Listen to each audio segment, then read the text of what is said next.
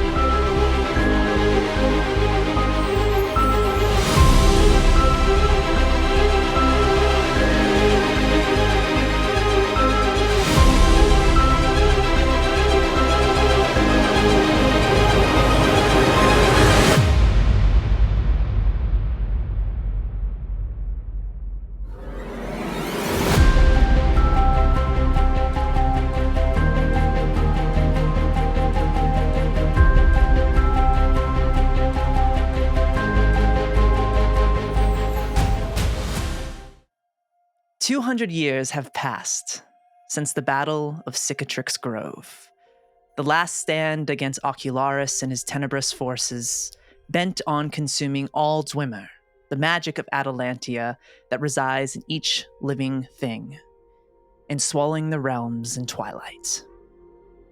It was here that heroes and everyday people from across Atalantia banded together, knowing full well this was a fight they could not win. It was simply a distraction to allow the Arcanists the opportunity to create a barrier from Dwimmer, to hide those that were fortunate enough to board one of the ships to a place known as the Faraway, with hopes that someday they could return and reclaim the realms of Atalantia. Contingencies were set, plans were laid, and the barrier was created. But at great loss, as those that gave their lives fell by the thousands, their bodies nothing more than compost for the trees that would sprout upon these lands for 2 centuries. And Dwimmer died that day. Only fragments of it left in the world, in various relics and items scattered across the realms.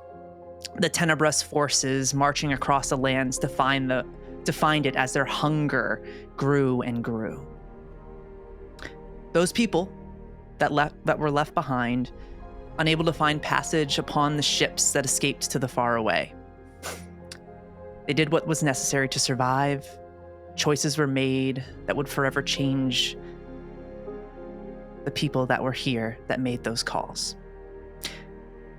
The 200 years that followed, the sealing of the barrier and the coming of the Twilight were heavy, filled with despair as the age of the unraveling did not relent. Yet in that, those that remained held on to the possibility that someday the Arcanist would return and lead them against the forces of Ocularis to reclaim the realms of Atalantia once more. And that day is here, and where our story begins, as we find ourselves within the hallowed lands of Cicatrix Grove. A perpetual gloom from the twilight above hanging in the air. The trees within this space are stark white, scarred like flesh, their leaves crimson from the many fallen bodies of those that were lost during the last stand. We see the leaves swaying upon the trees. The cracked earth begins to separate further as a swirling portal of blue and orange takes shape as a figure emerges. There's an urgency in their step as they look upward toward the sky where there are millions of twinkling lights. At first, they appear to be stars, but there's something sentient to them, something malevolent that stares down upon these lands, watching. We see this figure who is clad in this dark cloak with silver trim obscuring the cloak obscuring their face, kneel before the cracked earth as they place a palm upon it, their other hand grabbing a prism from their neck and tracing sigils in the ground. We hear a hum of a melody under her breath as these symbols start to glow with light. We see her body shift down further into the ground as a pulse of energy bursts from it. There's a low rumble, then quiet, returning, just the sound of wind. But in that, on these trees that scatter Cicatrix Grove, we see flowers starting to bloom. As they open up, they take the shape of dodecahedrons, in this world representing the flower of life, as little motes of energy pulse out of them, starting to fill the space around us. As this is happening, they shift from orange and blues to white to gold before they start moving at tremendous speeds as we watch them moving through and weaving past the various trees and the cracked earth, as some plunge into the ground, others taking off in various directions. We follow two actually, as it weaves through, passing over a small creek and up a hill until they stop. They hold there for a moment, floating, before they plunge deep into the earth. And where they enter, we see the ground itself start to separate. A low rumble fills the air once more, as we see two figures beneath the ground.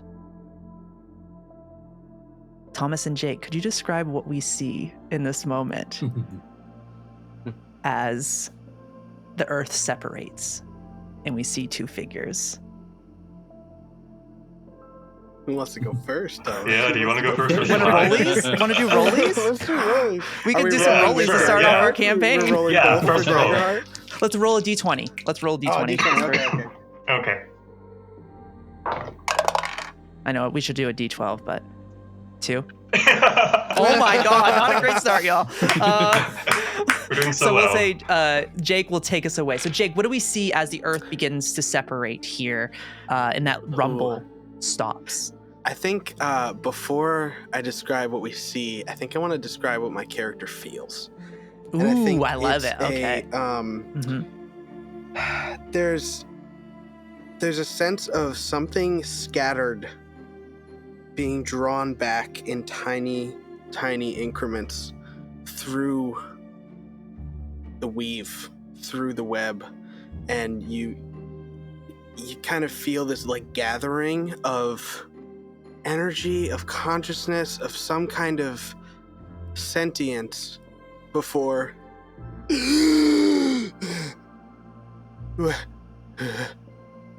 where am I? And we see Cordy, who is kind of in tattered clothes. He's got kind of white hair. He's got like a darkish purple skin. He's got like some kind of floppy ears that sit beneath a hooded cloak. And as he kind of reaches his arm out of the ground and it's kind of sticking a bit as he pulls himself out, we see a staff come with him that is covered in various colored mushrooms and fungi. And as he kind of gets out, it almost looks like he's wearing a backpack. But as he pushes further, we see that the backpack is not really a pack. It's a large growth of mushrooms that have come and covered over to his shoulder area here. That's Cordy. Amazing. So as we see Cordy come to life, as that mode of light hits him, we pivot away. We shift the spotlight over to a location not too far away as another figure. If you want to describe what you feel in this moment, your character, Thomas, and what we see as they wake up.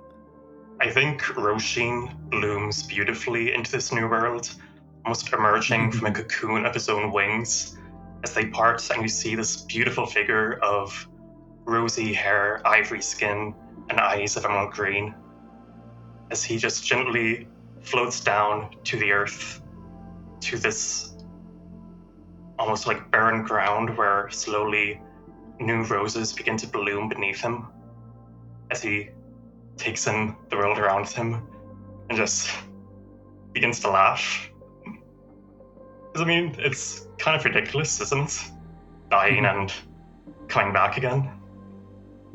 Especially the way that Róisín died, pierced with thorns.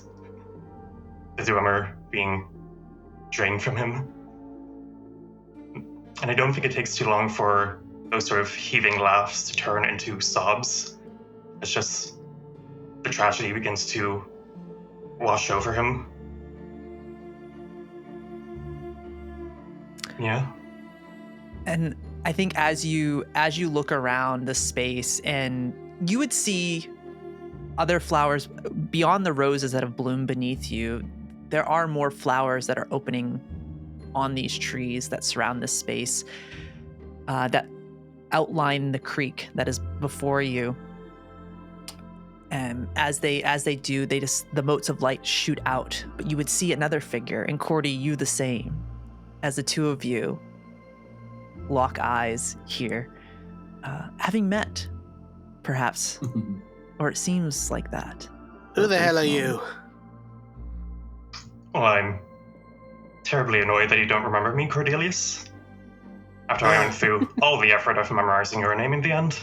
Cordelius. Ah, yes. Cordelius. Yeah, I'm sorry, and you are? Róisín. Lovely to meet you. Róisín. Doesn't ring a bell. What's up with you? Oh, well, I'm fairly certain I was supposed to be dead. And now I'm not. I mean, To be fair, I never thought I was going to die in the first place, so guess I'm right after all.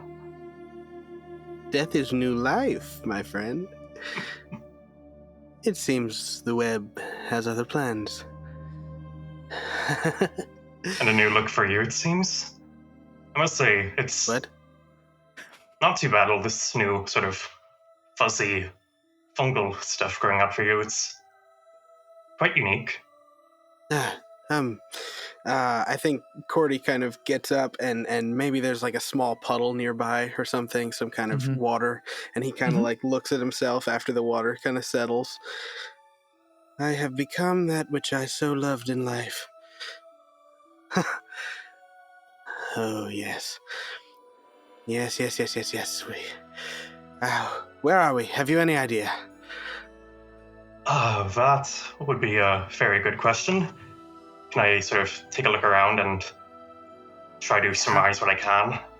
Yeah, I think as you look around, go ahead and make a presence roll for me. Instinct roll. My apologies. Instinct. All right. Ooh, that would be a crit. Oh, double nines. What a way to start Roll the campaign. Of the game. Let's Oh go. my god. Let's Amazing. go. So As I you get a look hope. around. Yeah, you get a hope. Yep, if you had any Brilliant. stress, you would clear it. You would clear stress as well. But as you look around, it is very evident that you are in Cicatrix Grove. It's certainly different than you remember. The trees look strange, otherworldly. And I think in that moment too, you would notice two other figures approaching from across the creek, standing. You would see someone. Well, actually, I'll have them describe what they see. Angie, do you want to describe what they would see across the creek there? Yeah. So, across the creek, you see two figures, and one of them stands a little bit further back from the first one. Kind of tall, a little bit willowy, but seems to hunch over. The first thing you notice is a very big hat that they seem to be wearing. And as they slowly approach along with the other figure, as the camera sort of pans closer, one of the things, they clearly look humanoid, but there is a sort of texture to their skin. It is burlap, stitching, and their hair underneath the hat, it doesn't look wispy or like it's made of strands. It looks like corn husks. And their face clearly moves and emotes and has this very wary and also wide-eyed expression, but that expression seems to almost be dyed into the burlap skin. They're dressed in these browns, these neutral colors with a flash of greens and browns and copper. And on their shoulder sits a little creature, bird-like creature, skull for a head, a crow with a skull for a head. Yes, a crow skull. As they slowly keep walking, there's a staff in hand with a reeds of wheat and corn at the end. Be careful, Mr. Cordelius. We don't know what we should expect from this new world. It seems we've got company. Well then, let's put on our best smiles. Hope for the best. As you see these two figures approach, the other one is a female presenting figure. They have light blue skin. Their hood is down now. You see they have horns that jut back, almost like ombre colored horns, starting lighter and getting darker at the ends. You see she has dark eyes with light pupils. She has swords on her side and a harness on. She has like a light tunic, dark purple pants, and has a calm presence to her, kind of flowing dark blue hair with a streak of silver within it. As she approaches a bit in front of the other figure that you see. And Róisín, you would know who this is. You would know this to be Tegwin Saris, one of the Arcanists. As she approaches, she has her hands up to show. She says, "There's no worry here. We are just looking for other survivors, others that have awoken. Are you all right?" Perfectly fine. Long time no see, Arcanist. Yes, it has been a time. It's good to see that you're one of the fortunate ones. Of course, it's I good to see me. suppose. Well, it's good to see anyone awake. I wasn't sure if it was going to work. Sure if what was going to work exactly. Cordelius says that it was Cordelius. Cornelius.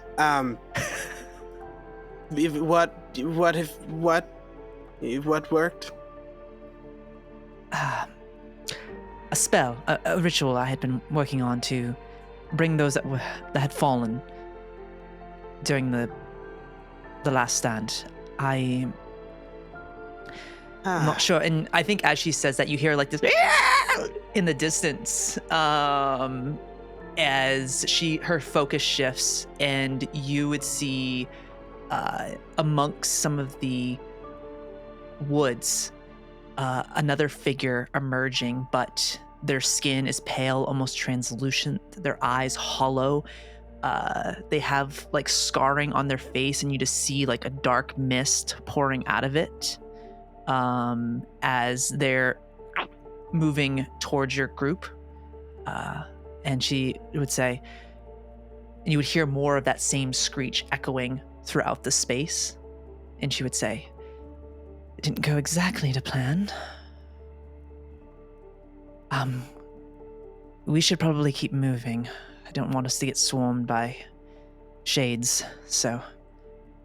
These Why are not some of by the me? less fortunate, I presume.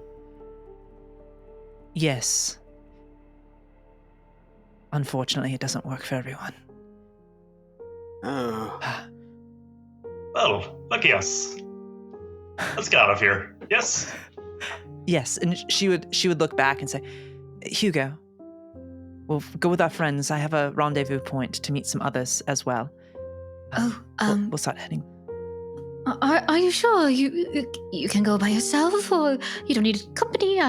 And Hugo just sort of is looking between you and the two, because Hugo doesn't know these people. Clearly, you do, but Hugo does not. So Hugo just... I'm coming with you. Don't worry. It will be all of us traveling together. Oh, all right, great, good. Don't worry. I wouldn't Excellent. abandon you with people you don't know. Don't worry. No offense. I just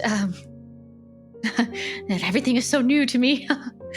I think in the time that that you've had that small conversation, Cordy has gotten a little bit too close to you, and he's been like, "You are interesting.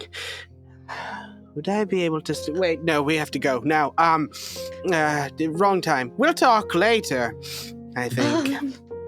All right. And just sort of shakes. Well, up up.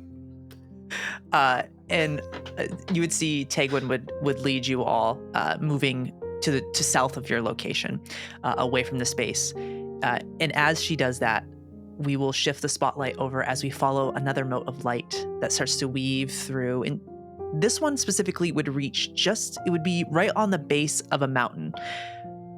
We would see it floating there for a moment. And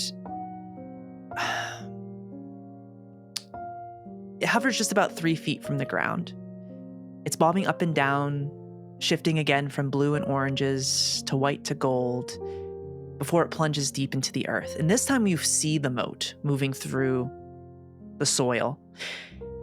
And it reaches what looks like almost a small, like a tiny little pod within where the ground kind of got hardened around this figure. And we see the mote of light hovering there over this figure for a moment. And we see in its hand is what looks like 3 chains. And on each of the chains we would see that there are little clasps. 2 of these are broken. There appears to be fragments on the ground, but one is still whole, slightly cracked. We see the mote of light hovering over this one before it goes in, almost pushing through this crystal and into the body of this figure as we see the earth start to separate. Aubrey, could you describe what we see in this moment as the earth separates? I guess coming from the ground uninterred is this 4-foot clank, weathered body from being under the dirt, rotund torso area, the limbs being like thin, with like little joints attached where like the elbows and knees would be, a top hat. The face of this clank is a plague doctor mask. So there's no mouth. It just is just one big beak and like giant eyes with no expression. I think right now Doc is just sort of like looking around, confused as to what the hell is happening. Yeah, as Doc looks around, you would see actually 2 figures approaching you. You see this a human woman. She's wearing simple leathers, a cloak and a sword at her side. She has a calm presence to her. She has dark, kind of textured hair, bronze skin, kind hazel eyes. And with her is another figure, another female presenting individual, short, probably about 2.5 feet tall. And you would see this short, stout halfling woman. She's got short auburn hair. It's almost like a little pixie cut. She's got sun-kissed skin, definitely some crow's feet, an older halfling woman. And she has a crossbow at her side. She's wearing little overalls. And she walks, the little halfling woman walks up and she says, "It's all right. It's all right.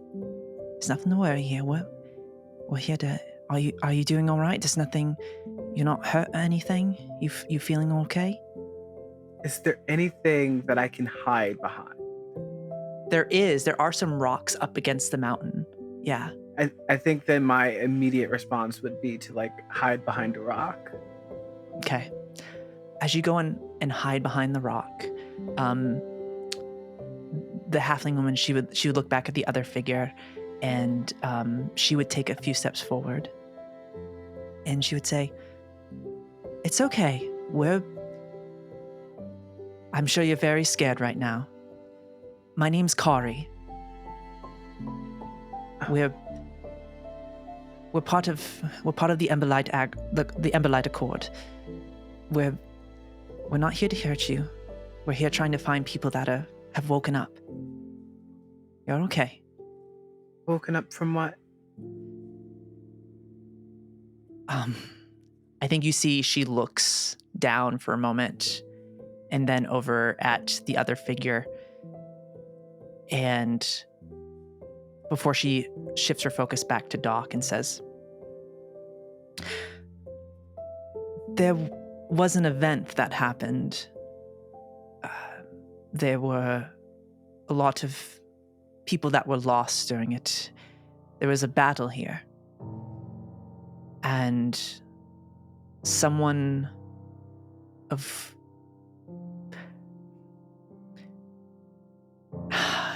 I think she's trying to think of a way to explain it that isn't absolutely crazy. And she says, and she would point. There are motes of light flying around. She says, "Those there, they've given you life again. It is hard to explain. It's really luck, if anything, but you're here now. This is a dangerous place, and your safety is important. But we won't push you. If you need time, we can wait." Mhm. And they would take steps back. Kari would take a step back, and so would the halfling woman. Mhm. I think for before I like walk towards them, I think in this moment is the first time that they like look down at their hands for the first Mhm. time, seeing what like their body is now and not Mhm. remembering what it used to be. And I Mhm. think after that they like, I guess with trepidation, take a step towards them. Mhm. I think you would see Kari would walk towards Doc and just kneel down to be at eye level, and would pull out a little cloth because you have dirt and stuff on you. And she would pull out a cloth and she says, "Do you mind if I wipe some of the dirt off of you?" I don't mind. And she would take a little water skin, pour some water on it, and just work off some of the dirt, shine up a little bit. You would see the little halfling woman. She turns around. She's got her little crossbow out, and she says, "My name's Gilda, by the way. It's nice to meet you. Nice to meet you. What's your You name?" can call me anything, I guess. I'm not sure. All right. Well, when you have a name for yourself, you can tell us. For now, we'll just, I don't know. You kind of look like a little bit of a like an old like a doctor that came to. How about Doc? Does that work? That's fine. All right. Kari, we should get to move. We need to meet Tegwin at the rendezvous point. Rishi's waiting for us all there. Doc, we're gonna go to a safer place. And she looks up, and you see the sparkling stars above, which is very reminiscent of a sight you saw in the past. But for you, it was something you saw in a different place. You saw it in a river. These Mhm. sparkling. And I think as you see that memory would hit you. I think I would just like brush off whatever dirt I have left on me and just like quietly follow them. Okay. Kari would take the rear, and then Gilda would lead as Doc Mhm. follows, and they start moving you through. You eventually get under the canopy, away from the watching stars, as they start leading you through very quietly to the grove, to the rendezvous point. From there, we pivot and we make our way to the northeast side of Cicatrix Grove as we follow two motes of light that seem to be swirling around each other in unison, as if connected in some way. As we follow them, we find them stopping in a small meadow, or what used to be a small meadow. There are old dried flowers, wildflowers to be exact, that we find here, almost like that litter the ground. And we see the two motes almost dancing along in the air, the blues and orange, the whites and gold, until they stop and kind of just are looking at one another, as if they are looking at one another, before they pivot and shoot down into the ground. And as they do, we see the earth once again start to separate. We see two more figures. Dakota and JD, could you describe what we see in this moment? Do you want to go first? We can roll for it if you like. Okay. Ooh, I love some rollies. We can do D12s. Let's do D12s this time. D12s? I should have Okay. said that earlier. I gotta get it right. It's a Daggerheart, Kylie. 7 for me. I got an 8. Nice. Oh, okay. JD. Oh yeah. Well, you rolled higher than me. Do you want to go first? No. Okay. Cool. I think as the ground is kind of separating around these two bodies as they kind of lift from the dirt. One of them is this kind of hulking, muscular figure dressed in kind of classical gladiator armor, with his like kind of the tarugus like kilt, and one of his arms is thickly wrapped, and on his head is a helmet that as he's kind of lifting out of the dirt, dirt and particles of stuff are kind of falling out of the holes covering his face. And he's in this position kind of on his knees with an arm outstretched, reaching as far as he can for the other figure. And as kind of this consciousness returns to him, he reaches one last time, not quite able to reach, and kind of notices his own hand, and becomes kind of distracted with this new life as he looks down and grasps his own sword embedded in his chest. And kind of as this magic pushes through him, it pulls out, and he's left kind of sitting there with a shield on his arm and his newly freed sword, watching the other figure rise from the dirt as well. Sorry, you gotta give me a second to recover from that. What do you mean? The second figure is much smaller in stature, very lanky, very thin. And she, as she climbs out, she kind of just like flops down into a laying position, almost like gasping for breath as if she had been underwater for the longest time, deprived of oxygen. But it's not oxygen she was really deprived of. It was more nature and just the feeling of being in the middle of nowhere with nothing.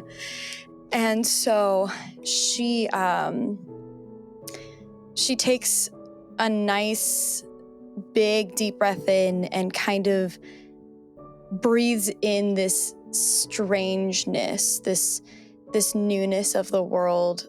And I think as she realizes that things are a little bit different, her fingers kind of start to like dig into the dirt and the grass just to get a sense of where she is. Her hair is, I would describe it as like a strawberry blonde, almost orangish color, very, very long. In this moment, it is not up in any way, shape, or form. I think there's definitely been some damage to it. If perhaps the reason her hair isn't in some form of dew is because someone grabbed at it and tore it out. And as she takes note of the strangeness of the nature around her, of the dead wildflowers around her, these bright, intense amber eyes open as she takes in the world, and she sits up and just sort of stares at her companion. So, as you two see each other,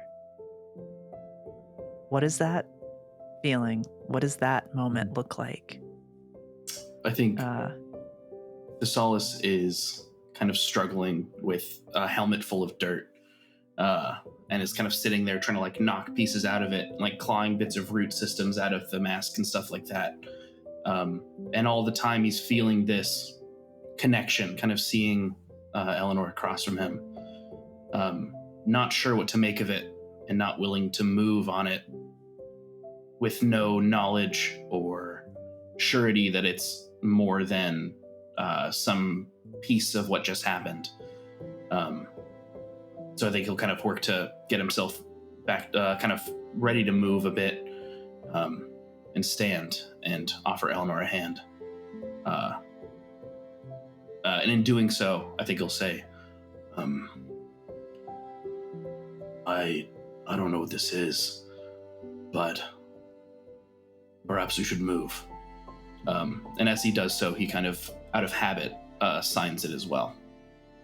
Mm-hmm. I think as you sign that to Elanor, kind of in that same breath, as she's coming to, still the senses coming back. Go ahead and make a instinct roll for me, Thessalus, in this moment. That is a 8 with fear.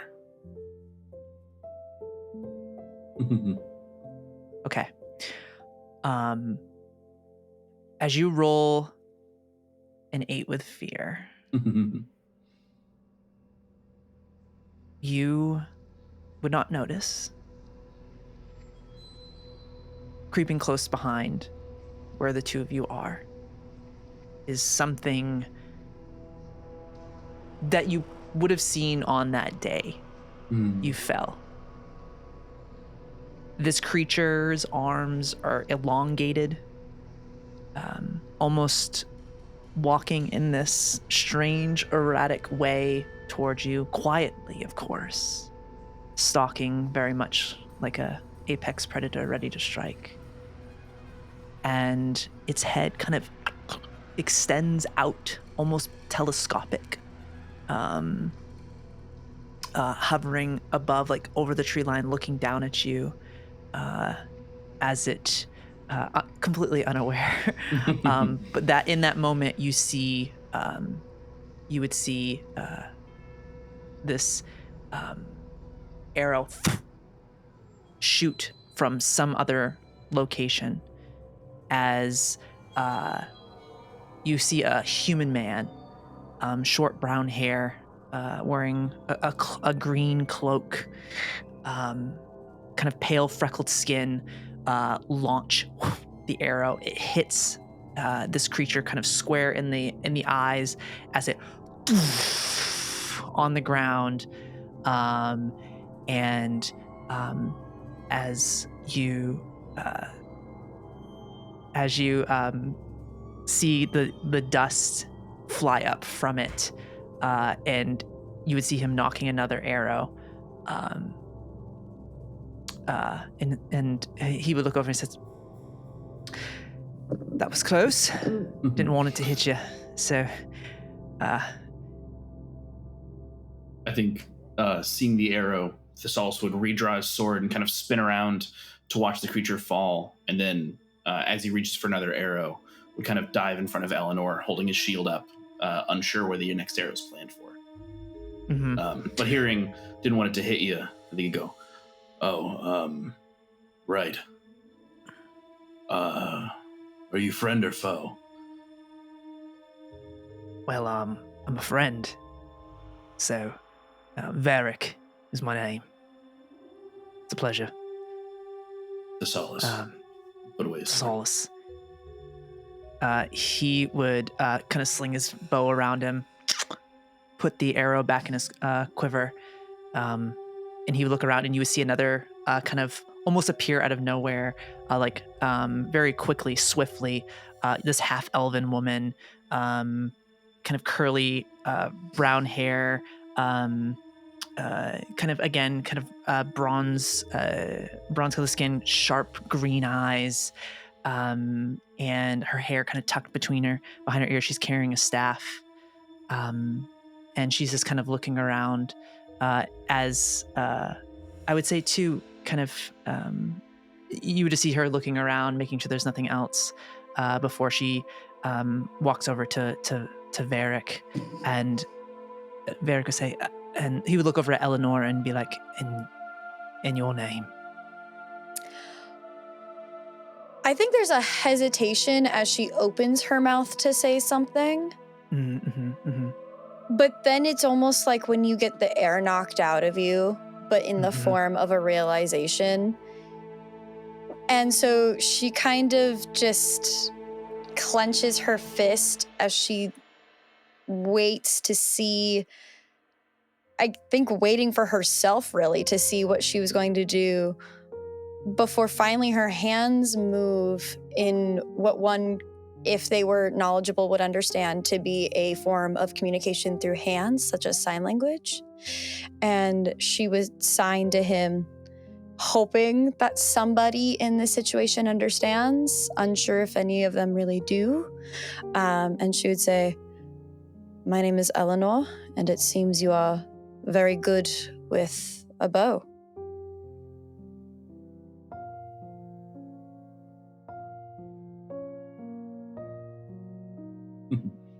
You're muted. And sorry, that's why I never mute myself. I never mute myself recording. He looks at Elanor inquisitively, but he's like, "I'm sorry, I don't understand." Go. I know what she said. If you need. Yes, if you don't mind. Tali knows how to speak. I haven't learned yet. There hasn't been much time. Right. This is Elanor. Was there more? Let's also look at Elanor. She's like taken aback by the fact that he understands her, but it's also like she's trying not to laugh because that was really funny in like such a tense situation. And she's going to say, "Well, I was just going to compliment his abilities with the bow, but now I kind of just want to keep that between you and me because that was pretty funny." Right. Yeah. Elanor is. Yeah. Are there more of those things? Hopefully not. That one was a bit roughed up, so that's why it went down so easily. They're not usually that easy. Right. But we probably want to get you all out of here. And he'd look up to the sky. The stars would be brighter at this point. They seem to be getting brighter and brighter amongst the gloom and the twilight. And he would say, "I'm also worried about, there's some other creatures that are around here. Shades is what we call them. They're souls that aren't as fortunate as you, and when they wake up, they're, well, right. It's not good. But there are others of us. There's a point, it's just south of here, or south. What is it? What?" He looks back to Tali, and she goes, "Varric, you need to understand that it's to the southwest, all right? Sorry, I'm Tali." And she would sign to Elanor. She would sign her name, Tali. And she would continue to sign and talk at the same time. And she would say, "There's a few of us that are just south of here. We're collecting, well, anyone that is not a shade and getting you all to safety. There's another 4 of us, I believe, roughly, maybe 5. I forget. There's so many of us moving around, but if you all, if you'd like to join us, we'll be a lot safer, well, partially safer where we're going. It's not really safe anywhere around here." As she would be signing very quickly and speaking out loud. You said that shades were individuals that awoke but weren't as lucky as us. Why aren't we shades then? What makes us so special? We're not really sure why it selects certain people. We think it's a lot about luck, but Tegwin says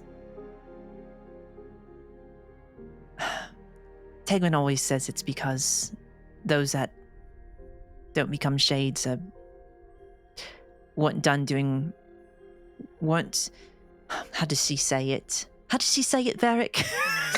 And they kind of just go back and forth. He says, "Well, I don't really understand all of that magic stuff. Like, I don't understand. Dwimmer's been gone the whole time. You know." She's like, "You're right. Maybe she'll be able to explain it better to you. I'm so sorry." I've never been one to consider myself lucky. Well, you are today. In my experience, there's no such thing as luck. I kind of agree. I think it's mostly mumbo jumbo, but I don't know. All right. Well, if you all like, we can lead you. There's food and water. It's a bit more safe than in here. We will have to travel across. It's the fractured lands, but we can explain more when we get to our camp. All right, lead the way. All right.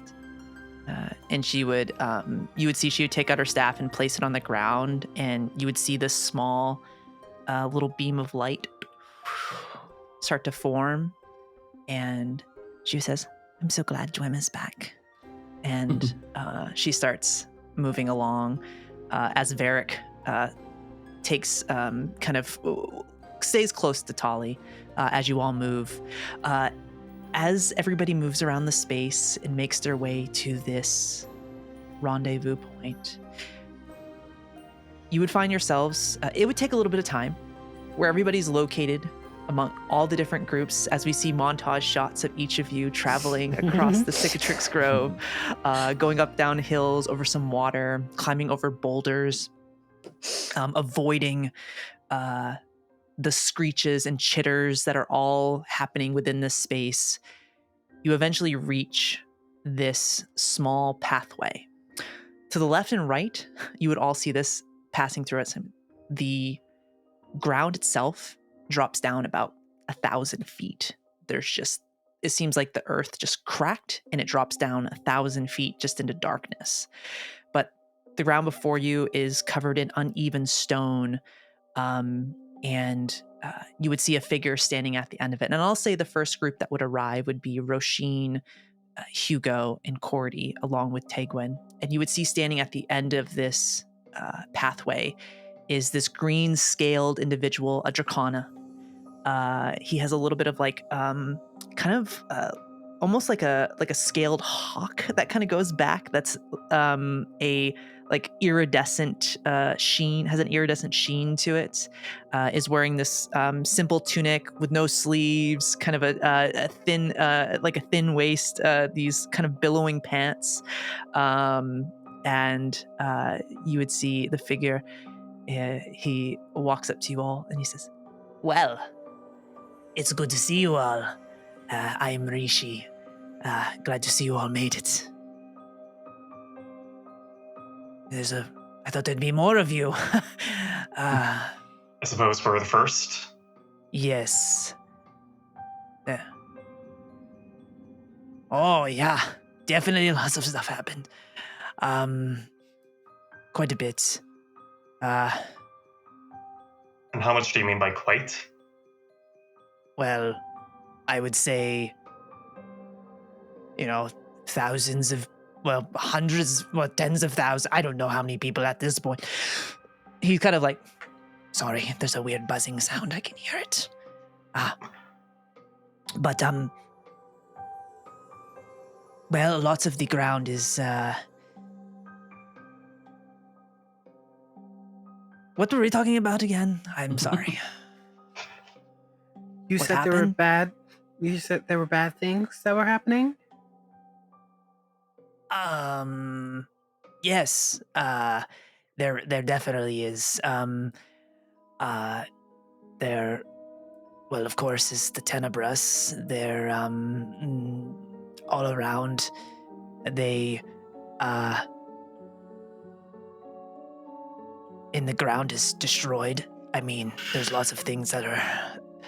It's bad. It's real bad. I mean, it's good sometimes. It's we have some good food. I'm so sorry. Can I say so? Can I say something so honest? I mean this so politely. I promise.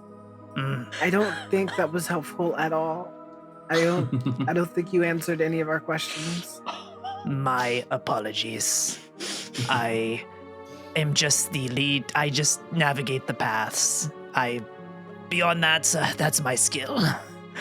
I just like to eat good food and, travel. That's basically my thing. I make a good fire too, see? He points over at his fire. Well, I'm It's glad amazing. to know your limits. It is. Some people tell me that I need to know more things, but no. I have I like good food. I travel and I know things about the world. Well, not this, but about traveling. And then I make good fire. Brilliant. What are your names? Róisín. Lovely to meet Róisín. you. That's kind of close to Róisín. Rishi. Hopefully we don't get it mixed Except up. for all the letters that aren't, yes. There can only be one. He Which one did you scuttles up choose? next. He scuttles up next to Cordy. Pokes one of them up. Can I poke one? Is that weird? Oh, you can take one. And I fully take one off myself and hand it to him. He looks at it.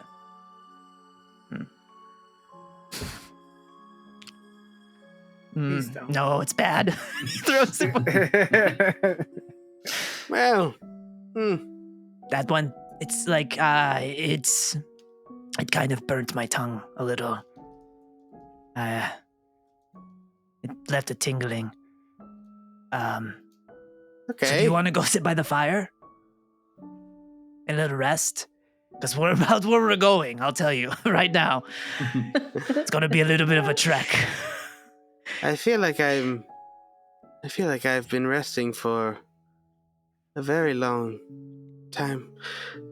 I mean, how long, Dagwin?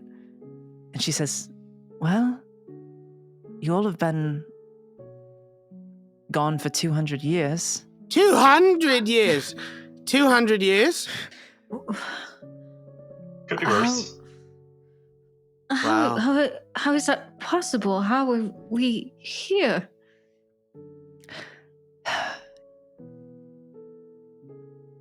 When the battle happened, the Dwimmer that was released from when we put up the barrier to the far away, it released a pulse of energy that was able to preserve everyone that had fallen in some ways. Hasn't always worked correctly, at least a few times. But it gave us an opportunity to try and bring some people back. And our numbers are very thin. And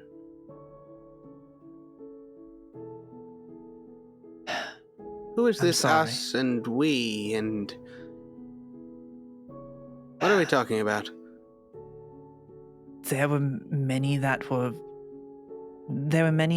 left behind during the unraveling, those that couldn't get aboard the ships. And those that survived are scattered around in various havens. And those that have woken up, we've brought them there. Well, you all are actually the first that are not shades, so And that's a win. do people remember who they are? It can vary from person to person. Most have fragments of memory.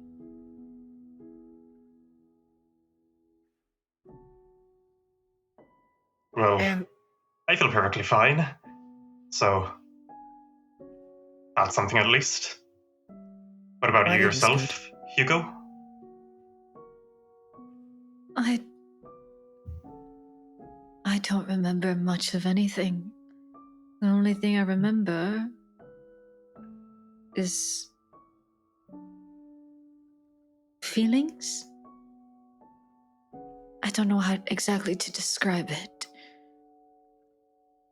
But this can't be my body. It doesn't feel like this is my body. And it's like I can only remember sensation, like a dream. I'm with the bag man. I seem to be missing a few details as well. So 1 out of 3. The bag man? I'm sorry, I don't think I got your name. It's Hugo. I introduced right. myself Hugo, to you did. Yes, you did. You did. My apologies. Yes.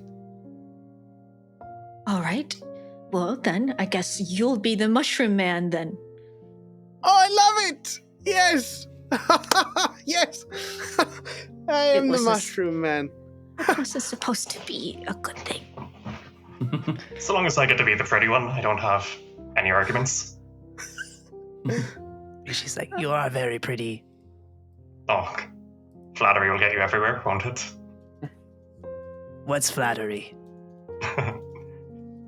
Another natural talent of yours, it seems. And you, little friend. He looks over at Doc. You were going to say something, I think. I had a lot to say. Why did you bring us back?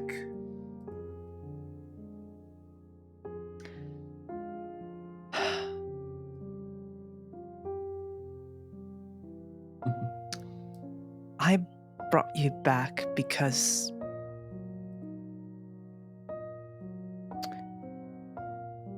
we need hope. And I think that seeing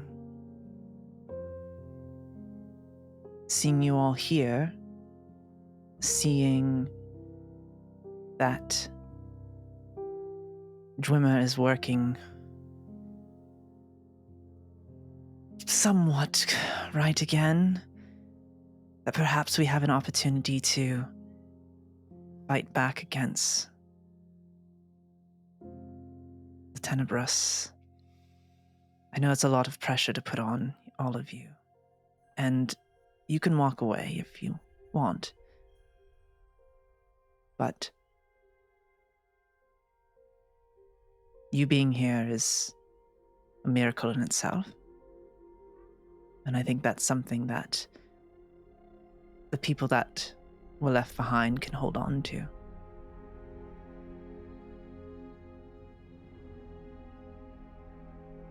And perhaps I brought you back, or have been trying to bring people back because of my own guilt.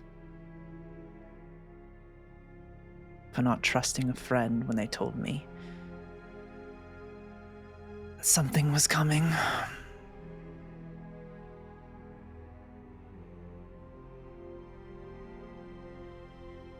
It's a lot to take in.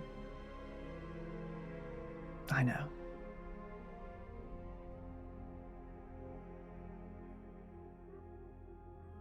I guess I don't have anything better to be doing.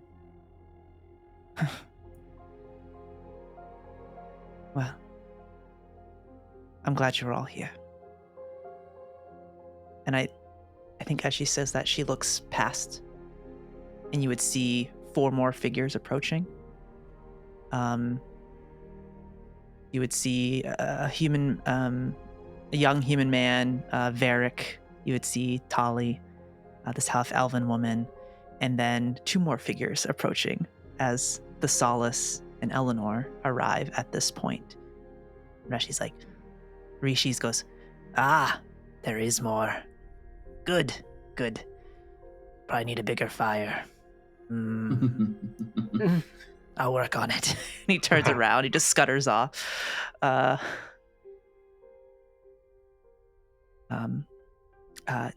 Tali would introduce the 2 and say, This is Elanor, and this is this. Actually, did I get your name? I can't remember. Thessalus. Thessalus. This is Elanor and Thessalus. Also, hello everyone. I'm Tali. Nice to meet you all. quite a bunch here. Is this everyone? I think so. From the entire battle? Well, it's better than it has been before. Perhaps we can try again in a few years, but... Not that long. Why does it seem like, and she's kind of saying this more towards Thessalus, why does it seem like everyone is in a really bad mood? Did we walk in the middle of a bad conversation or something? There's also kind of shrug at the signs and go, and kind of, he'll say it out loud, but he'll kind of lean back and say, well, I guess we were all just dead. Róisín is going to look at Elanor signing and turn to her and say, no, we're just upset because we've been terribly late. We can just wait this long for you. I don't think we had much control over when we got here. I want to do a vibe check. That seems rude. First of all, rude. Second of all, nah. I think she's like, that feels like a really weird reason for a lot of y'all to be standing here solemnly. Like that does not track. Can I do like a, what would that be? Presence. It's a presence check. Yeah, okay. yeah. And I would say, and you can decide. We'll say DC. If you want to try and roll against it, you could. It's up to you though, Róisín. I would say this is a. Oh, sorry. It's going to be an instinct roll. Okay, Elanor. I was going to say. And then presence is. Sorry, I'm still my brain. Presence roll for Róisín. Ooh. Okay, that is a 16 with hope. 15 with fear for me. Okay. Hope. So make sure you take your hope token, Yes. hope point, and then okay. So what would Elanor perceive from that as she vibes it? I think Róisín would say that, and Elanor at first would be almost offended. Like, it's not my fault I'm late. Like, what do you? And then she kind of takes in the tone of the group around, and she's like, no. This is far too heavy for it to be that a bunch of us are late. Also, again, rude. How is I supposed to know that I'm late? And I think she would kind of glance around, really taking in Hugo, I think, out of anybody's body posture.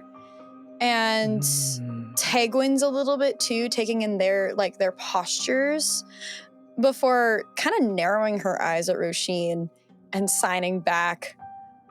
All right, if we're all just waking up from being dead, maybe we should just go straight into the root of the problem and not be rudely sarcastic for no reason. Into the rude of It's the nothing problem. bad.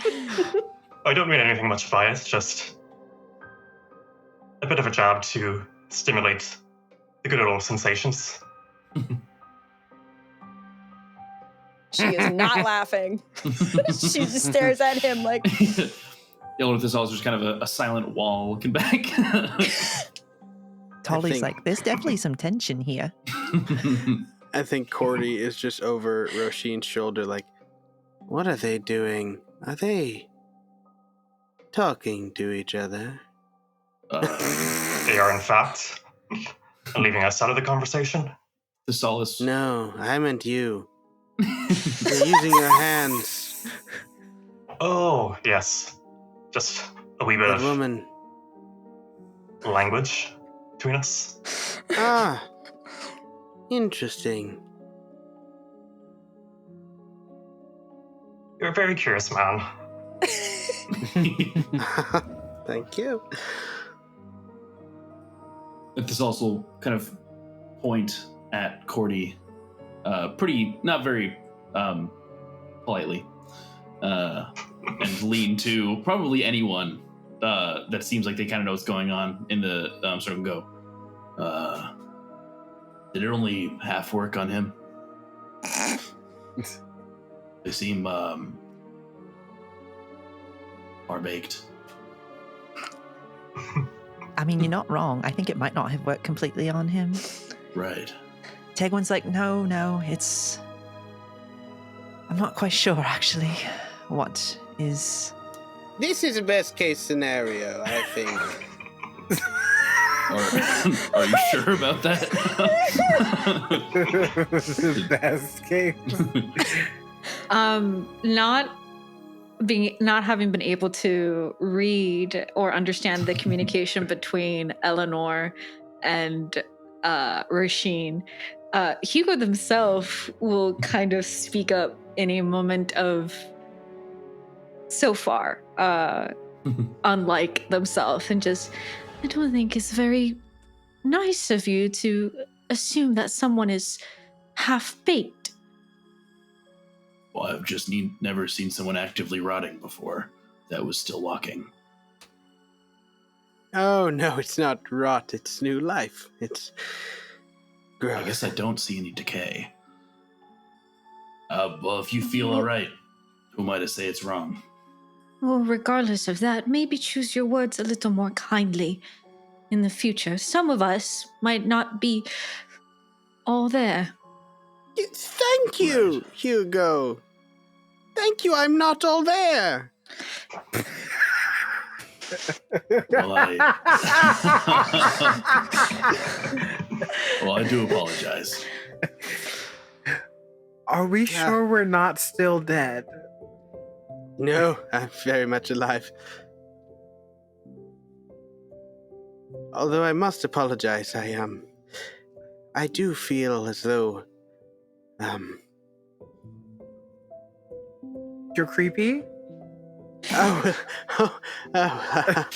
thank you, but I meant more so that I'm missing something. I feel, it's hard to describe. I feel like I once knew something that I now do not. I've had some of that as well. Me too. All I can remember about before is the stars. Well, if it's happening to everyone, then it must be fine. The stars. Right? The stars. It's the same for me. I remember the sky and then darkness. You don't think, and again, she knows that only like 4 people can understand her. You don't think it has to do with the weird energy that was coming from this group as we walked in? This not knowing, because it's been happening to me as well. What were they discussing? What were you, she turns to Róisín, discussing before we walked up? Oh, we were discussing an end. And hopefully a new beginning. Welcome to the new world of Atalantia, 200 years after the end, apparently. 200 years. It was 200, yes. Eleanor's gonna turn to Tigwin. Yes. You've been trying this whole time? Not the whole time. Some things happened to me as well after the event. It took me about 50 years to put myself back together. I don't want to go into all the details, but Useful skill, it seems. being pulled into thousands of threads and having to weave your body back together is something I do not wish on anyone. But after this, I was able to gather some information and started to figure out ways to cause a bloom to happen, to breathe Dwimmer back into this world. And I failed many times.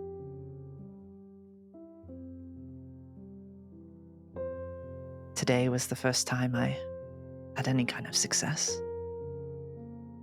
Everyone here was born after the events of the unraveling. when the Twilight arrived. A few generations passed. Survivors. So there's nothing left from our lives before. If you have family that was able to board one of the ships to the far away, perhaps time moves differently there. So it's possible that you have loved ones, friends, family that might be there. But we don't have the means to reach the far away at this time. So I'm not sure if anyone from your past is still alive. I'm sorry. Personally, I can't say I'm upset at a fresh start. Most of what I remember is being on the run. But I can't imagine we're all so lucky. Sounds like we're all half-baked.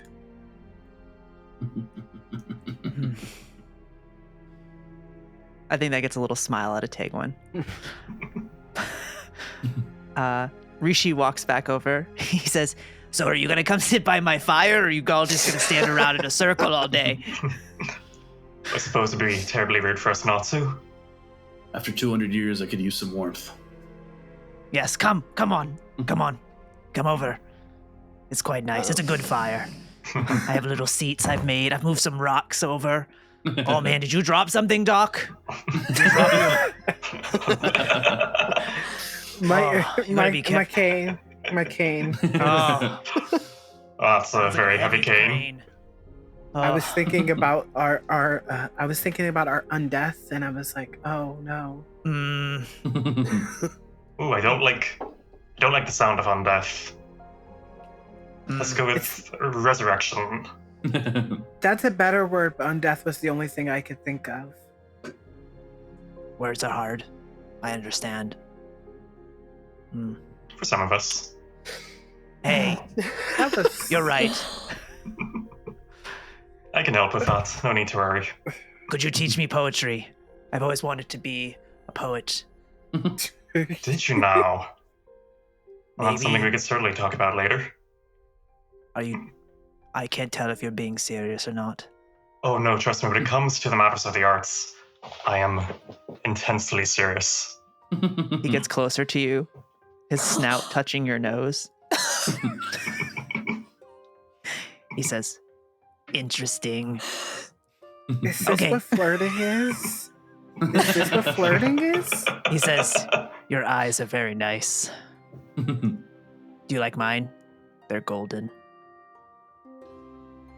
They're not the worst I've seen. I much prefer your scales. They're such a lovely green. Thank you. That's what my mom they're says. Flirting? Is this What? flirting? Why are you feeling left out, good doctor? No. Shame you have such lovely spats. Thank you. Your wings are cool.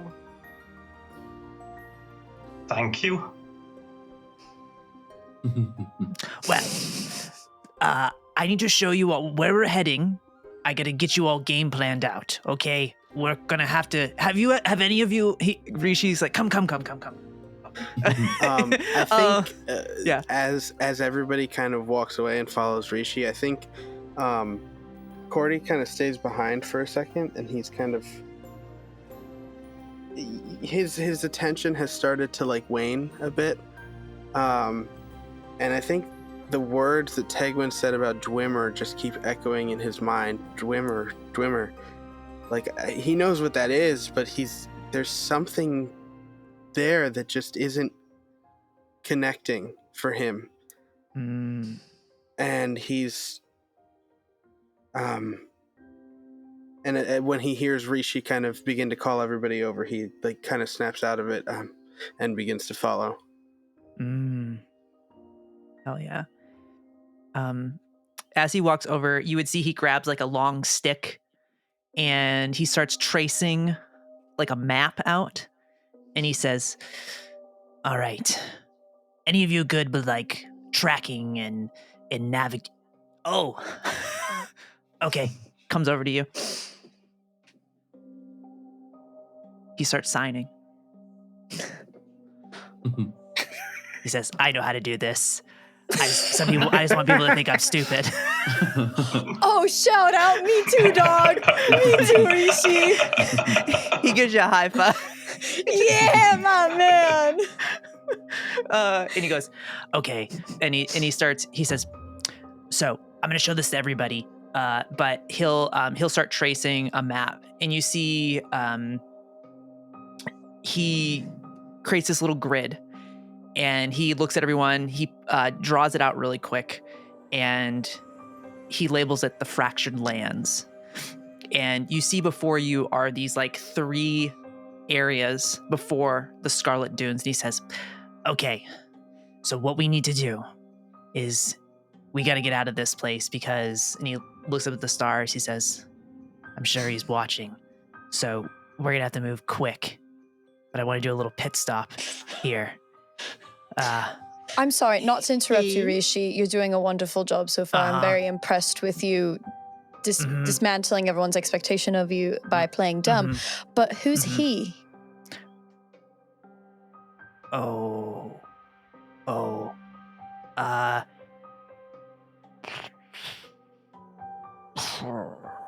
She's going to sigh and she's going to glance over at Tegwin, knowing full damn well she's watching. She goes, and she can sign back. So she would say this out loud. She'd say, Rishi's referring to Ocularis. The stars in the sky are not really stars. They are eyes. So, were they stars before? They were, yes. Right. But once the twilight flowed in, stars are beyond that. There are some places where you can actually see the real stars, but those are few and far between. But where we're going to be exposed, so we'll have to work together to make sure we don't alert anyone. And I think you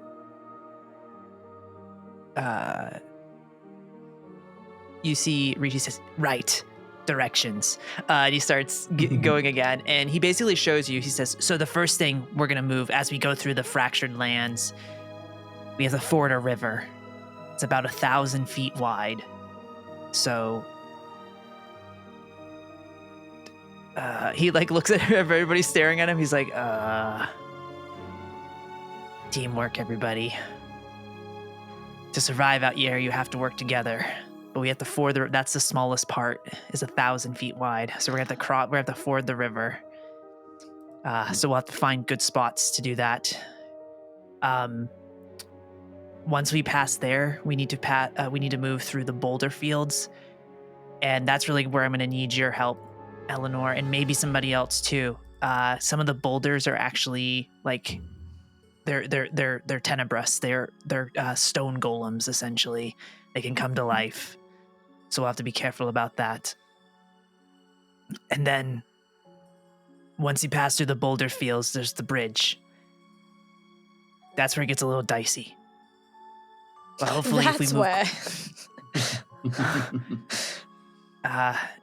And he would say, at the bridge to the left and right, gravity is strange. The earth is, rocks are floating in midair to the sides. There is lightning that crackles through.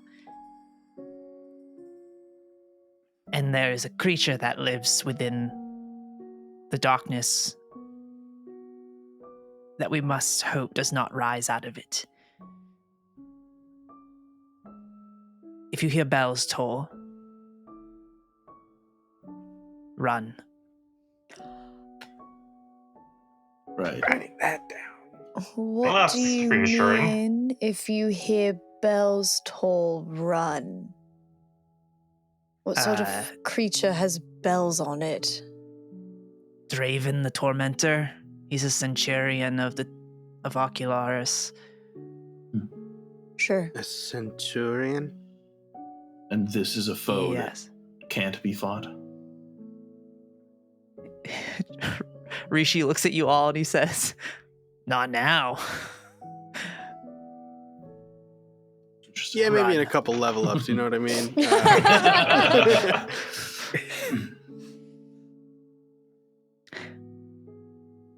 I mean, if we could avoid fighting him, I feel as though that would just be easier. In any case. Yeah, Perhaps. at the end of the bridge is more trees, and there's a hidden underground pathway that we'll get to, and we'll be able to travel safely beneath the ground to the Scarlet Dunes. But we have to get there. I mean, sounds simple enough. That's just 3 things. 3 isn't that big a number.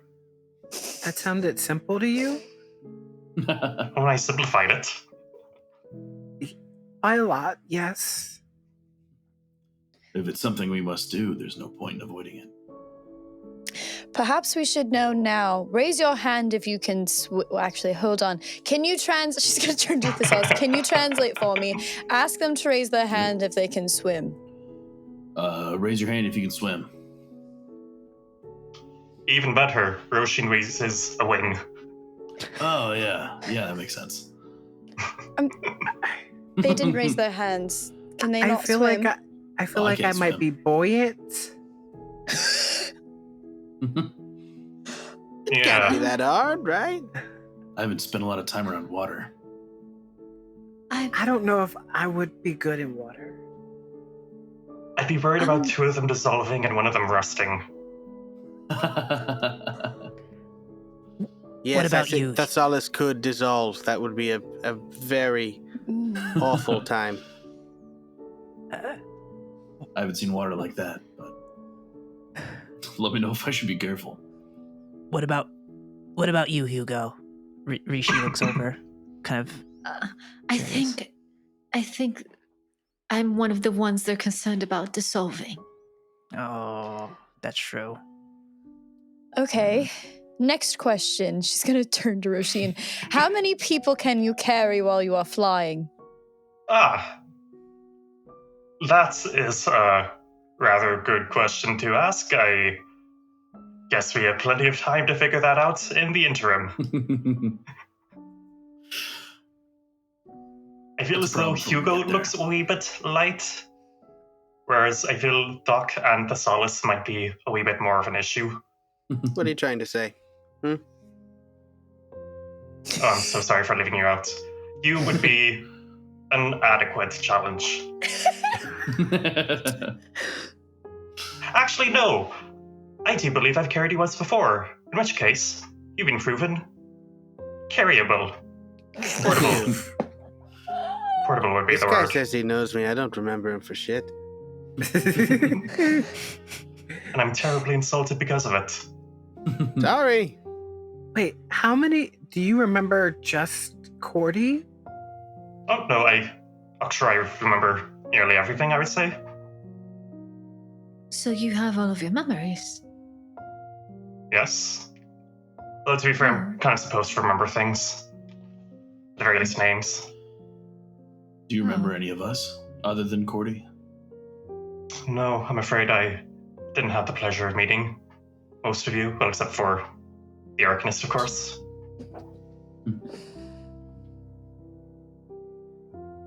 Well, I guess we'll figure out the flying thing.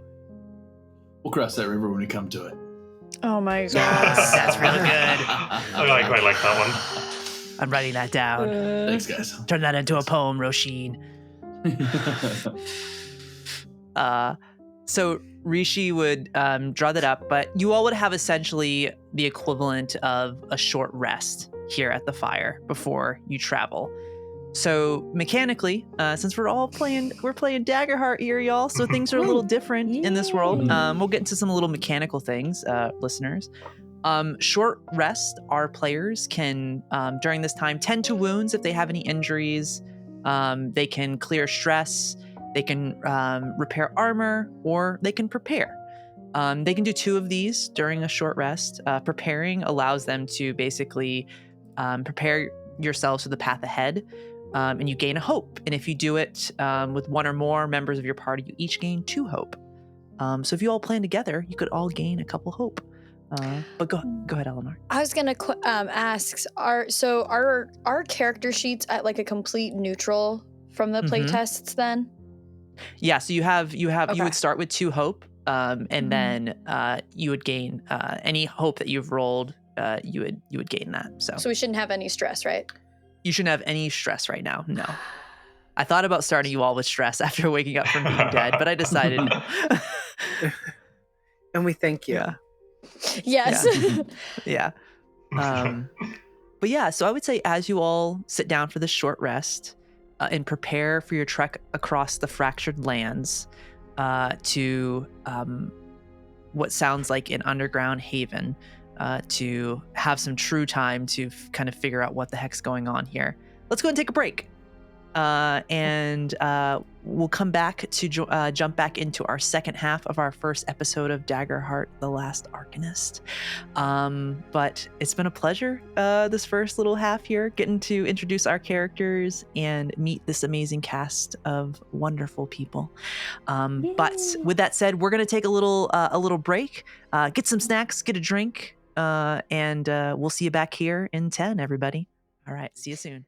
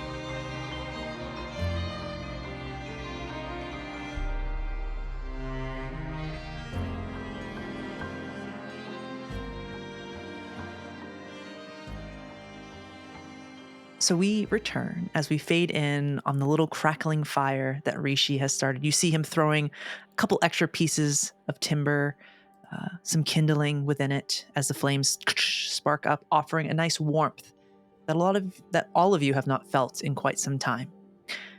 You see before you is a map of the fractured lands, the river that has to be crossed, the boulder field, and then the bridge with the chasms to the left and right of it. As you all sit here, starting to plan, what is everyone doing in this moment as you kind of are planning this and looking at a possible the path forward? I think Elanor is probably just like sitting on a rock, like sharpening her what I am assumed to be 200-year-old dulled arrows. Not like standoffishly, but in kind of like a I'm not gonna talk first, not just because of obvious reasons kind of a way. I think in semi-similar fashion, Thessalus is sitting on another nearby rock. Or I guess on one of the chairs maybe that Róisín mentioned earlier, the seats. And he's kind of trying to adjust his armor, but it's clearly too awkward to ask anyone to help him. And so he's like trying to reach, like trying to get these straps that he just like can't really get. And but he's like trying to do it really subtly, so he's just like, would you goes to their like a wee hand with that, Thessalus? Sure, I guess if you don't mind. It's no bother to me. I've done it plenty of times before. Elanor, just hold still, raise her arm up a wee bit. Yep, alright, you got it. And... Oh, nice. Brilliant. There we go. Thanks. Feels good. Shouldn't move now. I guess 200 years loosens bindings. Well, here's hoping you're feeling young and spry again. I mean, after all that waiting. Yeah, having been dead that long, I'm excited to do something now. Well, these are very exciting times. Yeah. Yeah. Hard to be bored nowadays. I must say it's quite a surprise to see someone wearing, well, to be frank, less than I am on the battlefield. I don't like my clothes to get in the way of my work. I mean, I'm not complaining. Right. Yeah, no, I find it's, I don't know, helps me move, helps me stay cool. And you only agree if you get hit. Very fair. I mean, my excuse is mostly that I can't wear any shirts unless they're couture. That seems to fit. The wings tend to get in the way. Of course, yeah. Like this also kind of fall into an awkward silence. Not having had this long of a conversation in a while. In about 200 years, I'd say. Yeah, more than 200 years apparently. Mm-hmm. So as we shift the spotlight away from Thessalus and Róisín after helping reset his armor, get it clipped in, adjust the straps. Yeah. Yeah. We see Elanor sharpening the arrows, the arrowheads. We pivot over. What's Doc, Hugo, and Cordy up to as you prepare for this trek across the fractured lands? I think Doc just like assessing the situation. The person who seems to be like on the same wavelength as Doc in this current moment seems to be Hugo. Everyone else seems to be a little bit more sure of themselves in this situation. So I think Doc just naturally like gravitates towards the energy that Hugo's being like putting out, and just sort of like walks over and then goes, "Are you all right?" Oh, no, actually. That makes sense. It makes a lot of sense. This is deeply upsetting. Yes. Do you remember No, we had this conversation, right? You only remember the stars. And the chains that I was holding when I woke up.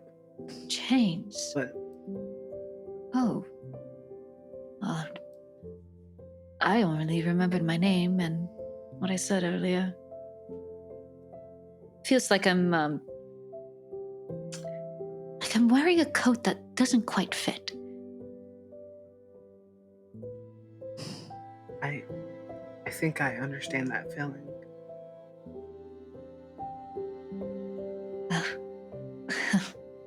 Maybe we can try and make sense of things together. That would be nice. I don't know that I got your name.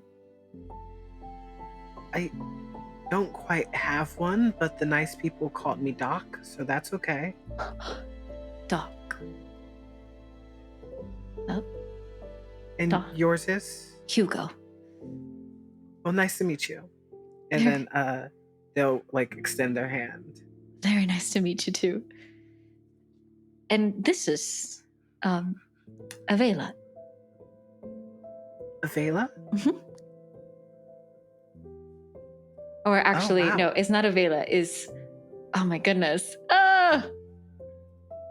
It's okay. Aloe vera. I think. Aloe vera. It's tripping me up. My own companion's name. No. That's okay. I think it is. It's Avera. It's Avera. Is it Avera? Avera. Yes, I was. It is Avera. Yeah. I have it in my notes. I should have just pulled it up. We were good. in the vicinity. Yeah. Mhm. This is Avera. Memories. Mhm. And Doc, like stated earlier, you see a crow-bodied with a crow skull. Hi. Well, say hello. You see they flutter over and land on your hand. Oh. And then kind of crawl up Doc's arm and kind of look at the plague doctor mask and kind of like blow out their wings and kind of almost like they're saying, wow. I think they telepathically communicate with Hugo. Go. Oh, they kind of like they kind of have like a head like mine. I mean, kind of. I guess. And Hugo responds out loud. So Doc, you hear the conversation, but only from Hugo's side. Yes, they do have a head like yours. And also, Doc, as you are looking at Avera, you notice that within the skull's eyes, there are these glimmering motes of light, similar to the Dwimmer that's been floating around. Am I like stepping on his thing? Oh, I don't think so. No. Tell it. You can tell them that I think it's really cool. Yeah. They fly back over and land on Hugo's shoulder. She quite likes it. Oh, well, tell her I say thank you. Of course. I believe she understands. It's a good. I don't know that you all can understand her, but I can communicate with her. That's cool.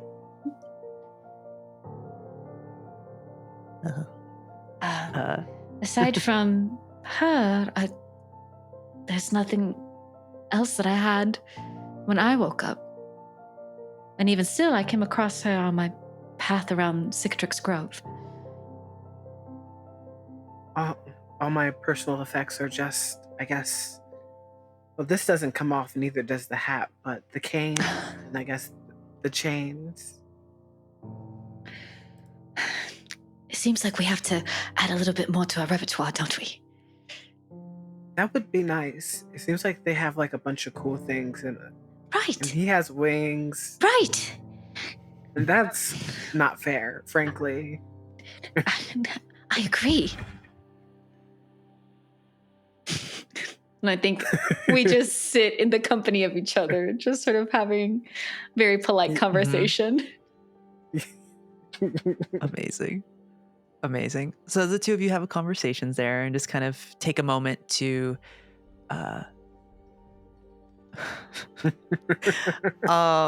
put the two as the two of you sit there and have a conversation, we pivot the spotlight over to Cordy. What's Cordy up to in this moment? I think Cordy has kind of like walked a little ways away and found a tree and kind of bends down to the ground and sees just tiny little mushrooms at the base of the tree. And I think he kind of that's as good a spot as any, and he'll sit, and I think he kind of notices the kind of pack on his side for the first time, and just kind of begins kind of taking it out and seeing what he has and trying to put the pieces together. I think it's like trying to figure out who someone was based on their belongings, but like he knows they're his. And yeah, I think he finds a small pipe and some 200-year-old pipe weed in the bag, and he absolutely lights it immediately and has a pipe in his mouth. And he, as he keeps looking through the rest of it, and after a while, I think he kind of looks up in Eleanor's direction and sees her kind of sharpening the arrows, and just gets like a bit distracted and creates a telepathic link with Elanor. Hello. I don't... Her head immediately shoots up towards him with like the most like distraught face ever. I'm sorry. I'm sorry. And he'll just kind of put a hand up. I don't quite understand your language, and he'll kind of, his hands kind of go a bit. But I've is this easier? You're in my head. Yes. Can you read my thoughts other than me talking to you like this? No, it's nothing of the sort. Just communication. Then I suppose this is fine. A privilege to be able to hear your voice. Oh, I think that hits her. Her shoulders tense as she like forcibly goes back to sharpening her arrows as if nothing is happening in her head right now. And she will say, "It took me a moment to realize that it's been longer than 200 years since somebody has heard it, so it is a privilege not many others alive can share in. You probably are the only one." Well, a privilege indeed.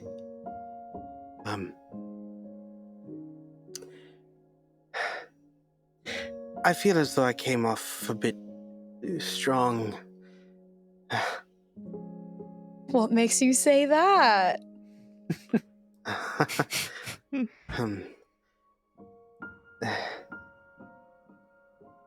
I'm afraid I don't remember much, but you seem like someone who's good at finding things. I suppose so. I am a ranger after all. It's sometimes our job.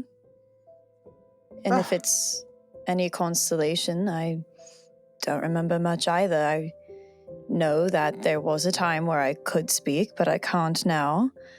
I know that I kind of, sort of remember Thessalus. I don't know why, but I can. And I know that I know how to speak with my hands, but I just can't remember where from. But when I think about it, it doesn't feel right. Interesting, isn't it? The way we all are missing pieces. Do you think it has something to do with how they woke us back up? I think he'll kind of, pass a glance over to Tegwin, kind of like, without her noticing, just like looking at her for a minute. I don't quite know what to make of it yet. We certainly are all quite different in our, shall I say, construction. This is true. You seem like you would know a lot about Dwimmer. Do you have any hypothesis or anything? Any theories?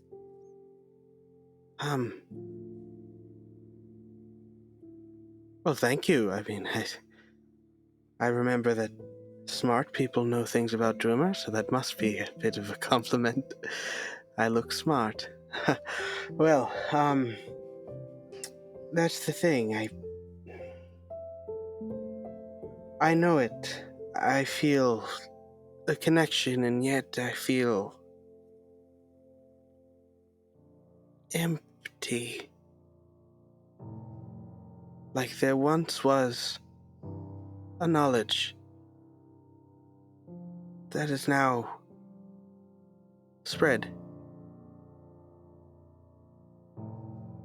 thin. Are you asking me to help you locate this knowledge? To be honest, I'm not quite sure.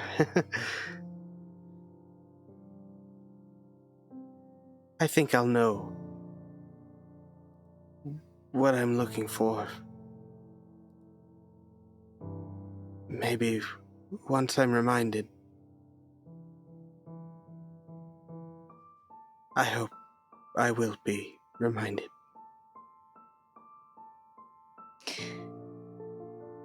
I think perhaps it's just fresh.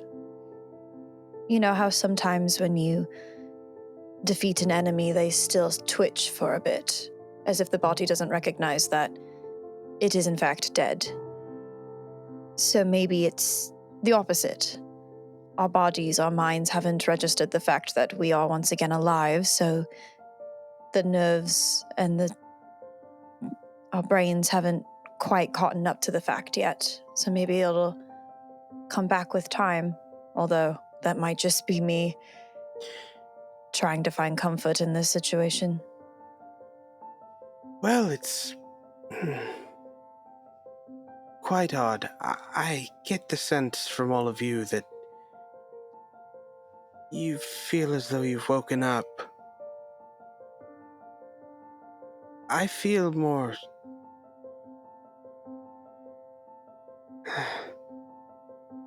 like the pieces of me have been gathered.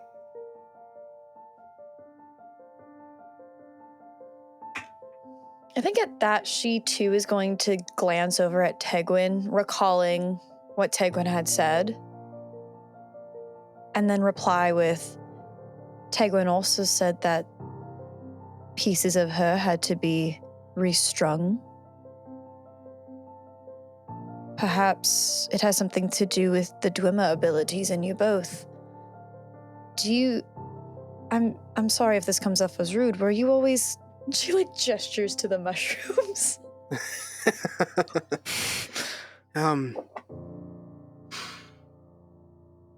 Not always. I recall a fascination. Not much more. It seems my fascination has overtaken me. That's odd, because if you would assume that our fascinations, our desires overtook us, don't know if some of us would be in the position we are now, so why Are you overgrown with mushrooms? Not that you're overgrown. I didn't mean overgrown. I meant more...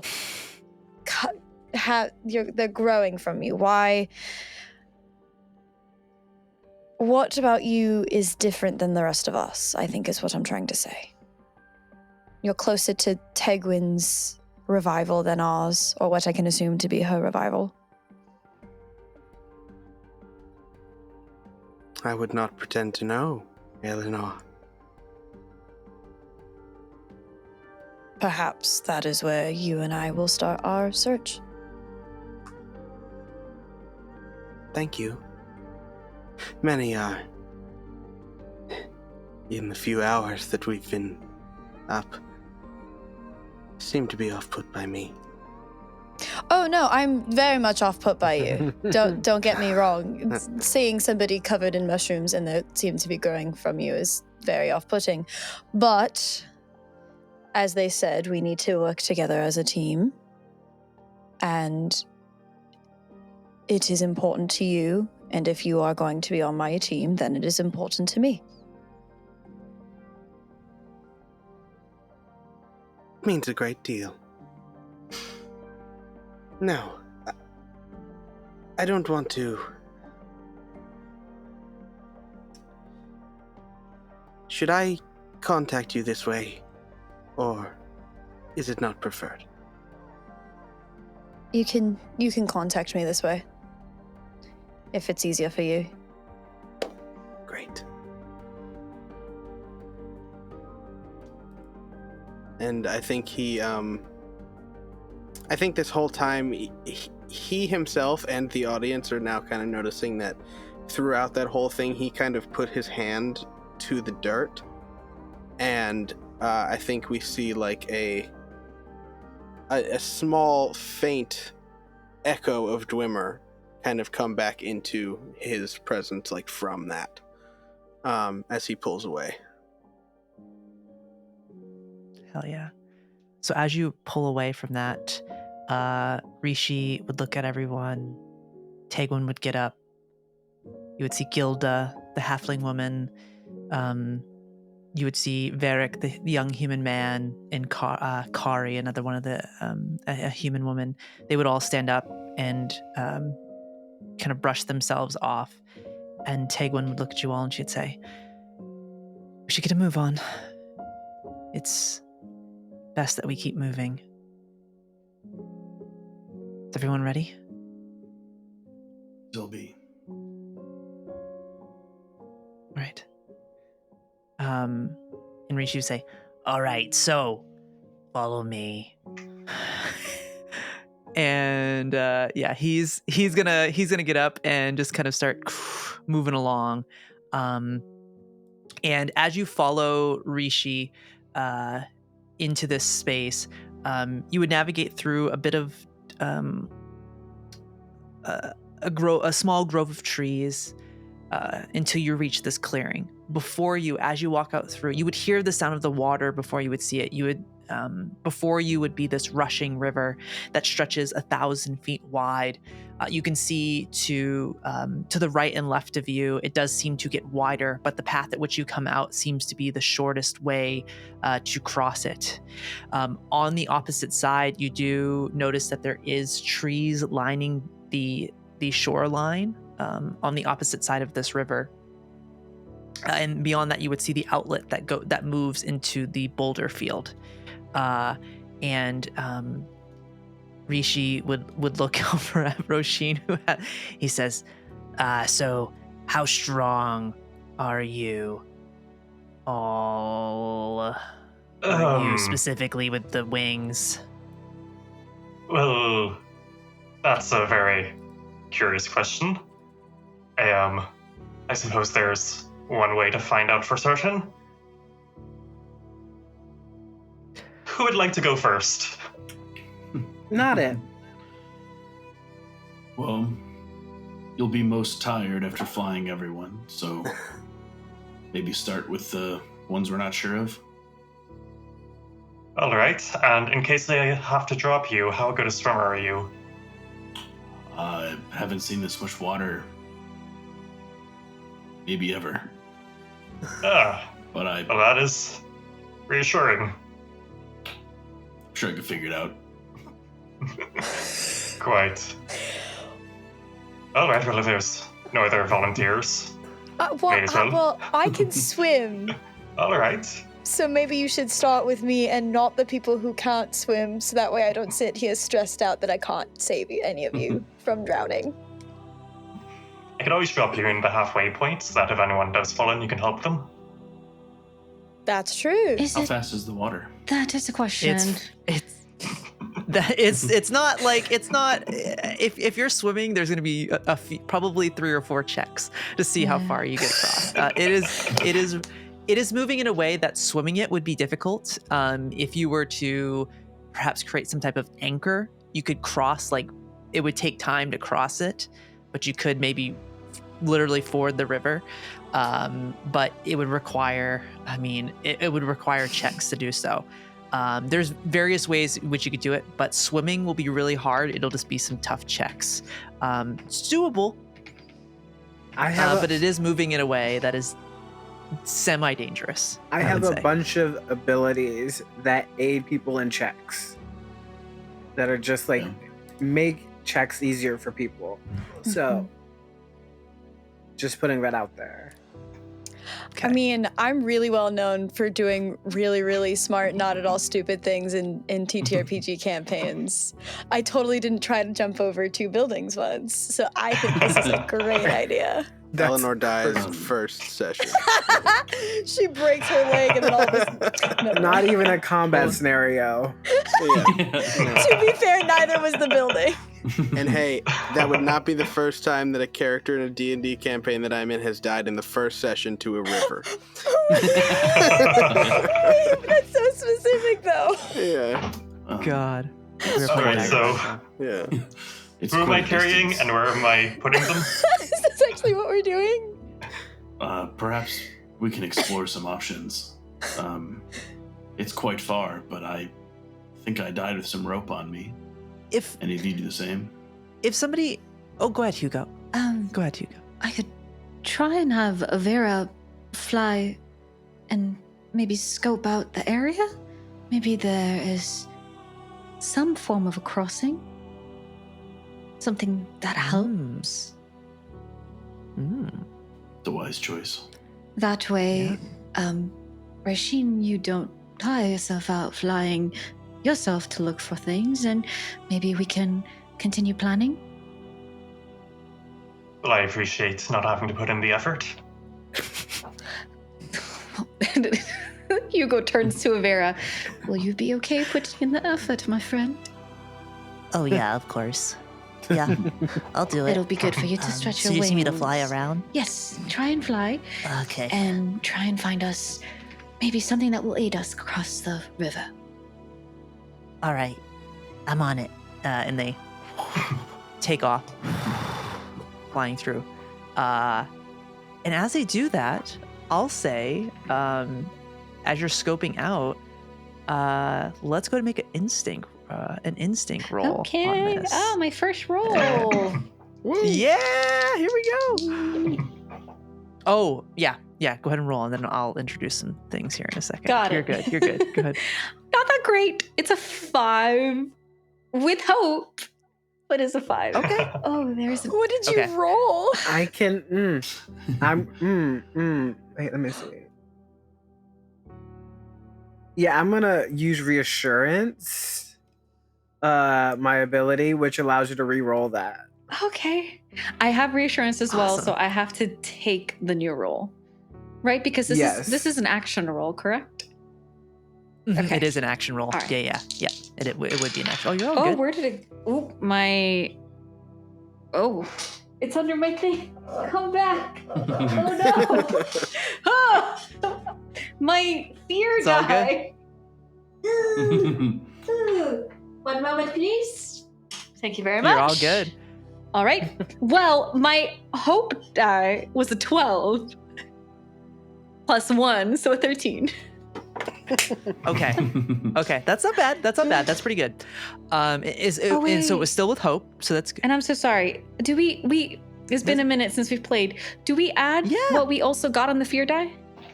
Oh, okay. Yes. So it would be 13 plus your instinct. So then I got a 12 on my hope, a 4 on my fear, and then +1. So then it's much higher. 17. 17, yes. Oh my God, that's even better. Okay, so 17 with hope.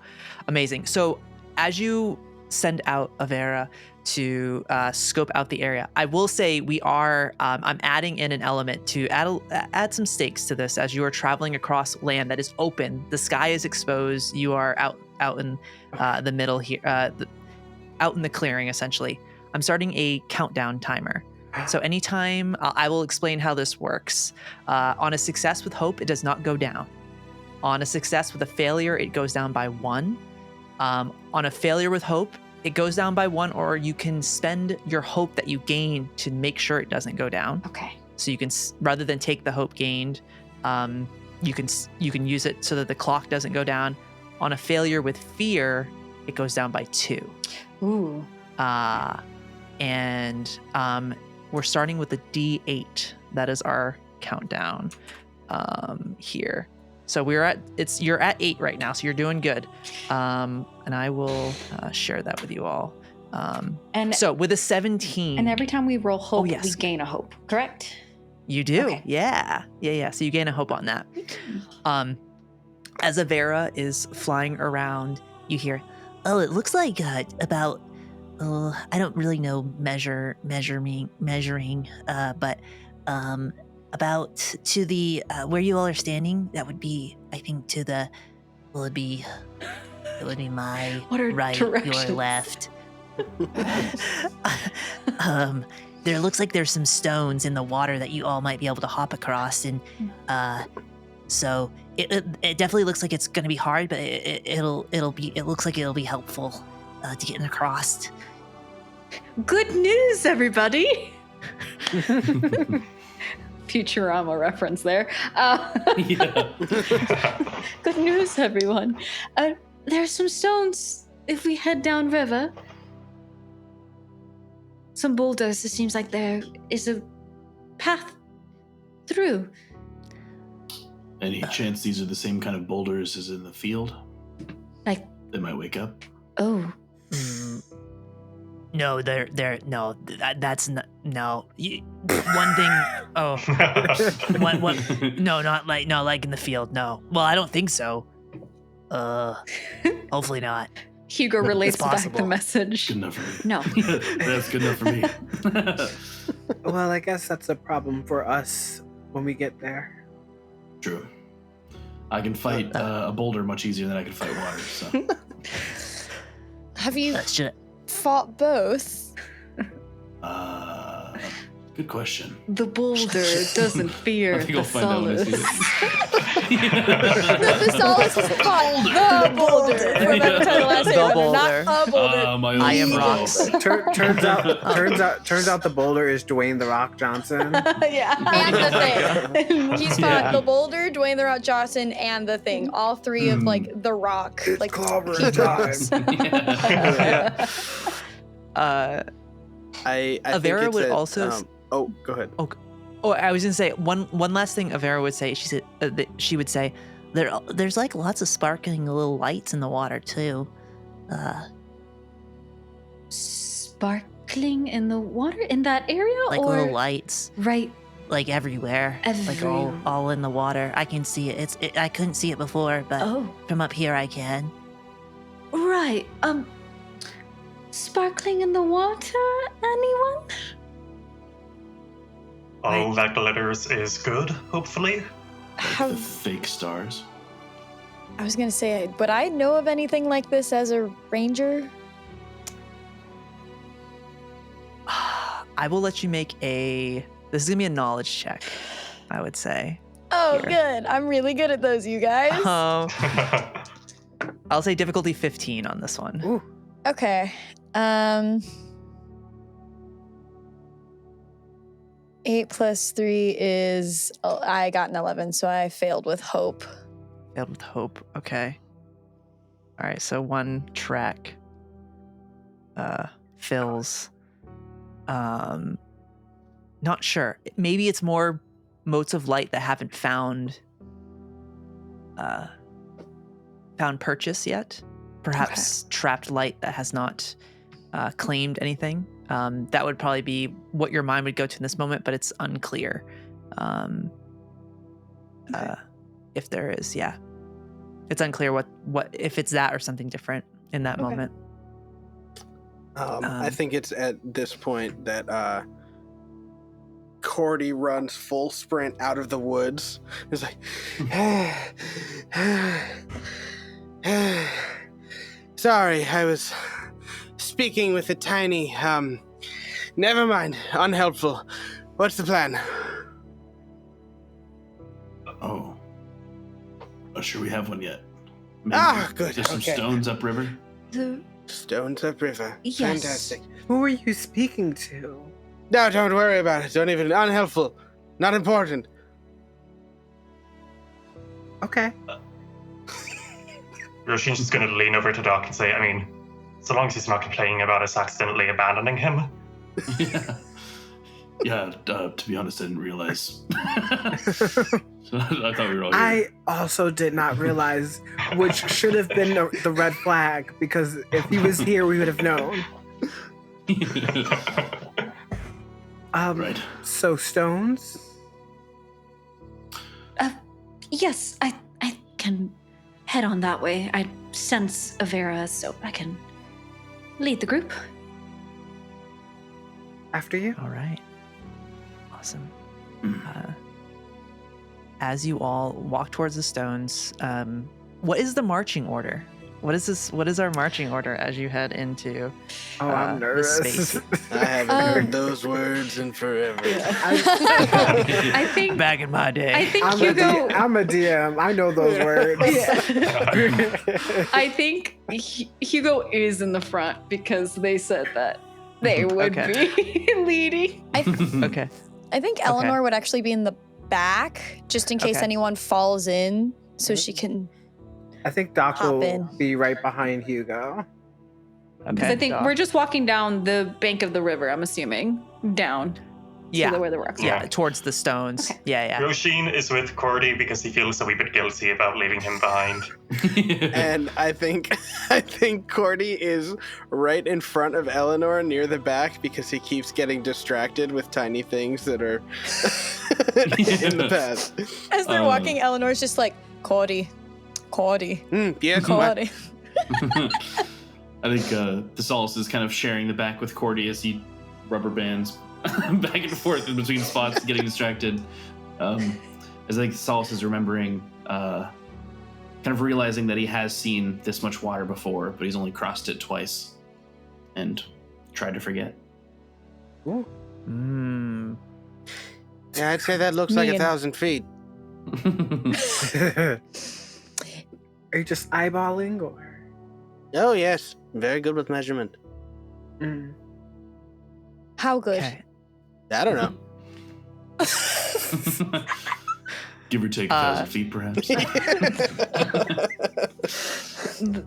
As you walk along the riverbank there, you reach the spot where you see the stones. Rishi would be up next to Hugo and Doc. The rest of the Emberlight Accord that found you all in Tegwin, kind of taking kind of within the middle there as you all go. But you reach the first stone, and Rishi would look over at Hugo and say, "Do you want me to go first?" Oh, through the stones? I'm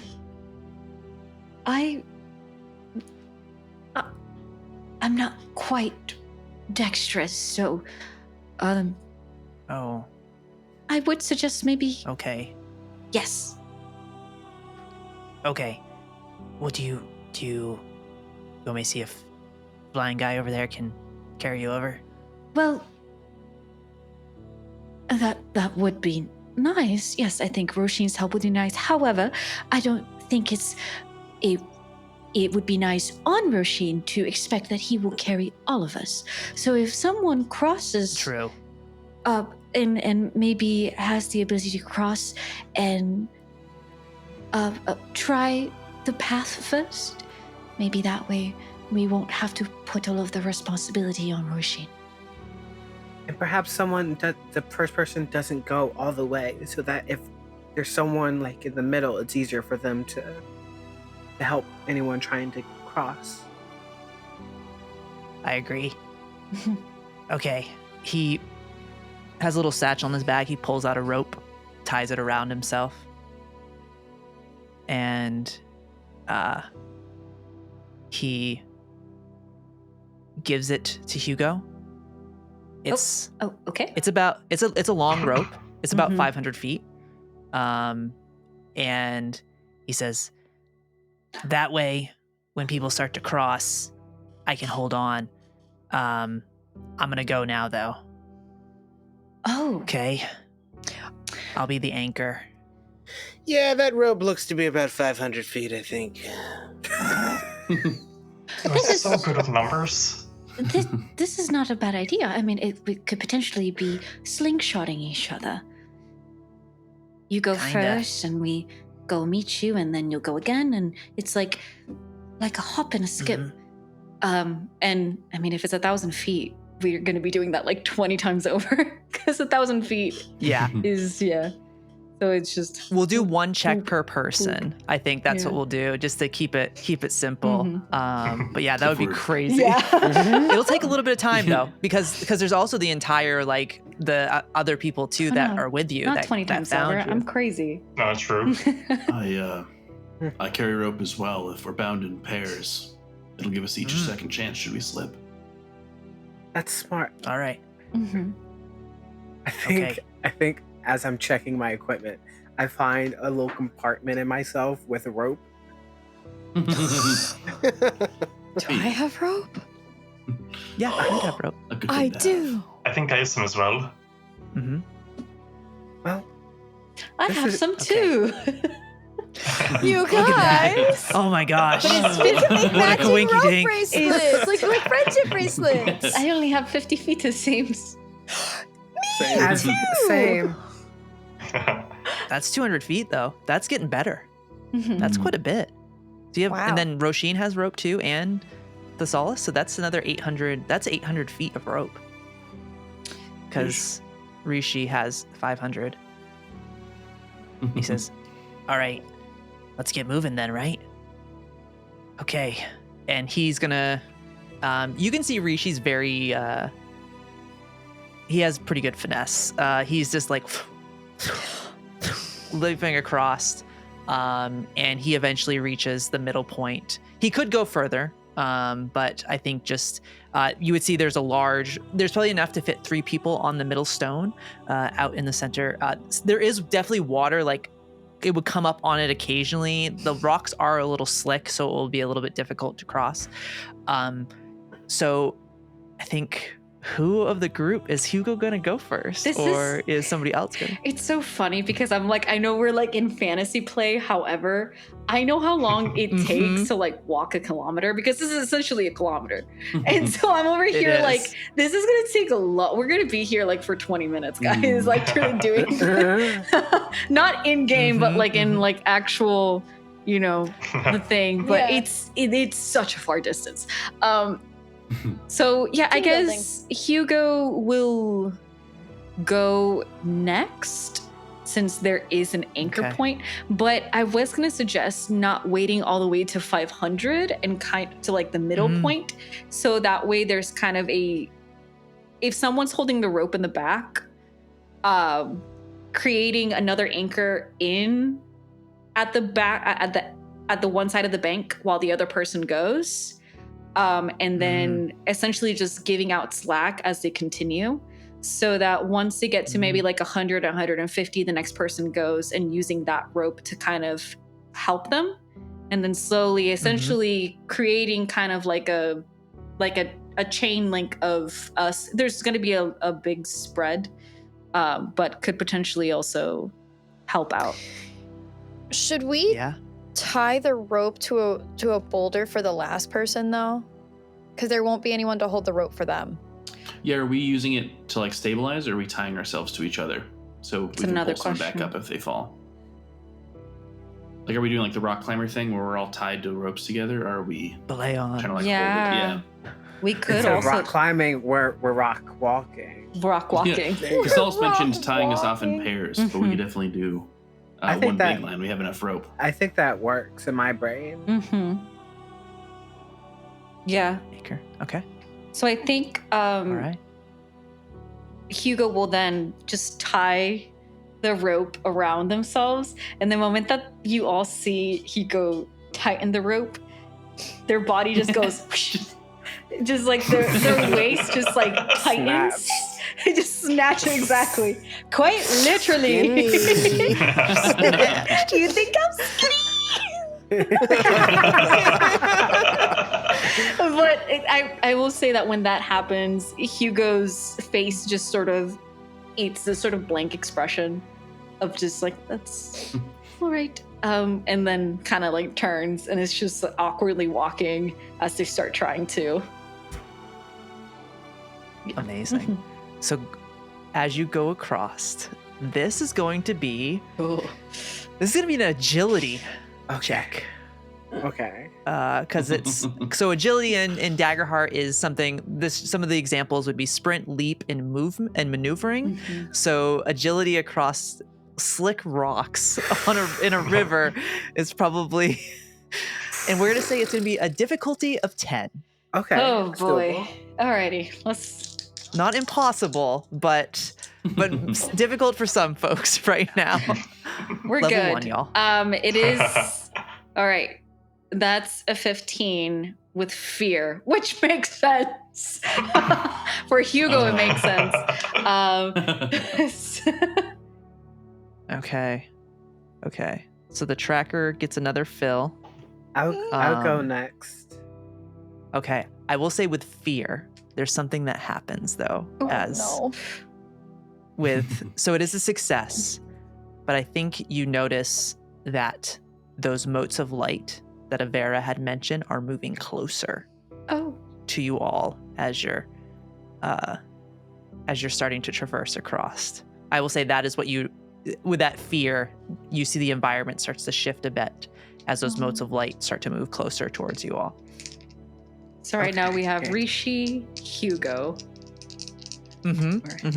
Doc is up. Okay. So I'm going to use my prayer dice. Which adds 3, which is exactly what I need. So that's Nice. a 10 exactly with fear. Oh my god. That ticks down again. We're at 3, right? Yeah. So those motes of light are almost at you all now as they move closer. And Who's going next? as we're doing this, I'm going to spend 3 hope to refresh my prayer dice, so I can use it again if need be. If need be. Okay. Amazing. I think Thessalus will tie a rope around his waist and offer the other half to Elanor. Elanor is gonna give him a gentle smile and kind of put a hand over his and kind of like push it away. And then she's going to sign, somebody needs to rear up the back just in case anyone falls, so hand it off to either Cordy or Róisín. I'm fine. I could stay and go last as well. I'm fine. I'll be all right. Thessalus will very not happy about it. I guess we'll kind of turn and see which of Róisín or Cordy wants someone to go next. I don't have the need. Right, yeah, of course. Cordy, how do you feel about this? I guess that's me. Watering time. I'll offer you the Amazing. I can add 4 to this if necessary. Okay. Nice. So Thessalus, go to make a agility check for me as you begin to traverse these wet rocks. It was going to be for Elanor, but can I spend a hope to use better me than you so that when Cordy goes, I take any failures that they incur? Yes. Oh. Yes. Sick and God, that's so twisted. dope. That's This will so be cool. A +4 for my roll because of Oh my God, experience yeah. plus my agility. With a really good roll, so it's a 17 with hope, +4, so 21 with hope.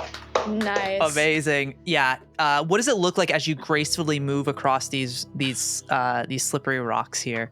I think Thessalus is used to fighting in a lot of different kind of areas, on bloody ground, on dry ground, and sand and stuff like that. And so I think he's pretty used to semi-sure footing and kind of finding the way to ground himself, even when it seems uneven. And so he's kind of pretty deftly moving his way across these rocks, moving around, kind of maneuvering the rope to make sure it stays behind him. He doesn't actually like pull Cordy off his rock or anything like that. Okay. Yeah. Amazing. Hell yeah. So as you're moving along with absolute grace, no problems there, we shift the spotlight over back to Cordy. There's no grace here. There's no grace. No. Oh no. What did you roll? No, I haven't rolled yet. I just have a -1 to agility, so you know.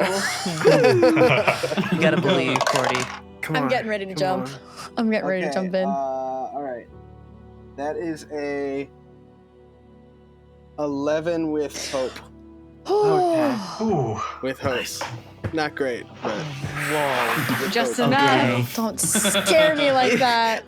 I think, like, as you're going across, Cordy, I feel like because the Solace is just crushing it, just like you kind of get like jostled, and like helps kind of like keep you on, just like feel yourself get jerked around a little bit. But and I think Cordy literally does say to himself, "God, he's crushing it over there." The footwork. incredible. Okay. Okay, so that's the Solace and Cordy are across. We have Róisín is just flying, I'm assuming. Yeah. Although, okay.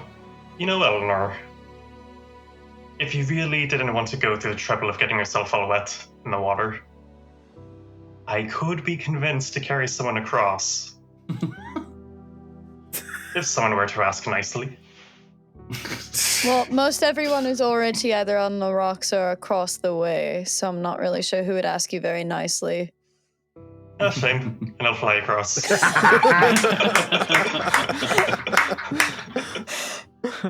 Amazing. So as you fly across, is it simply just look straight forward? Is there anything you do as you fly across? I'll circle around above the party like a wee hawk, just in case the worst should happen and someone needs a wee bit of help. But otherwise, just carrying on. Okay. All right. Really quick. Because there's... I'm sorry. I think as I see Róisín go over us, I think Cordy kind of looks up, and for a moment he sees the dark skies of the Battle of Cicatrix Grove and Róisín flying over him in a bit of a flashback.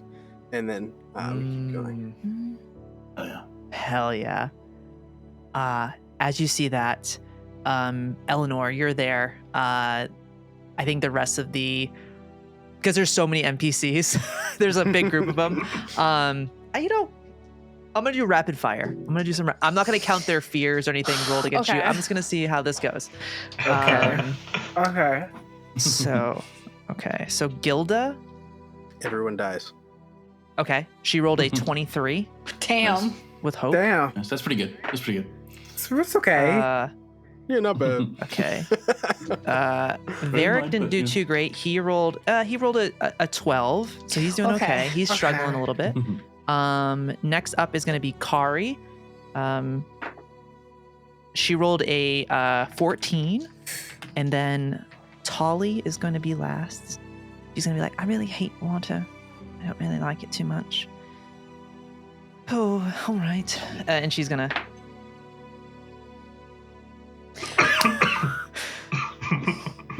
I'm ready. She rolled a 7. And I'm jumping in the water. I think what... Oh, yeah, go ahead.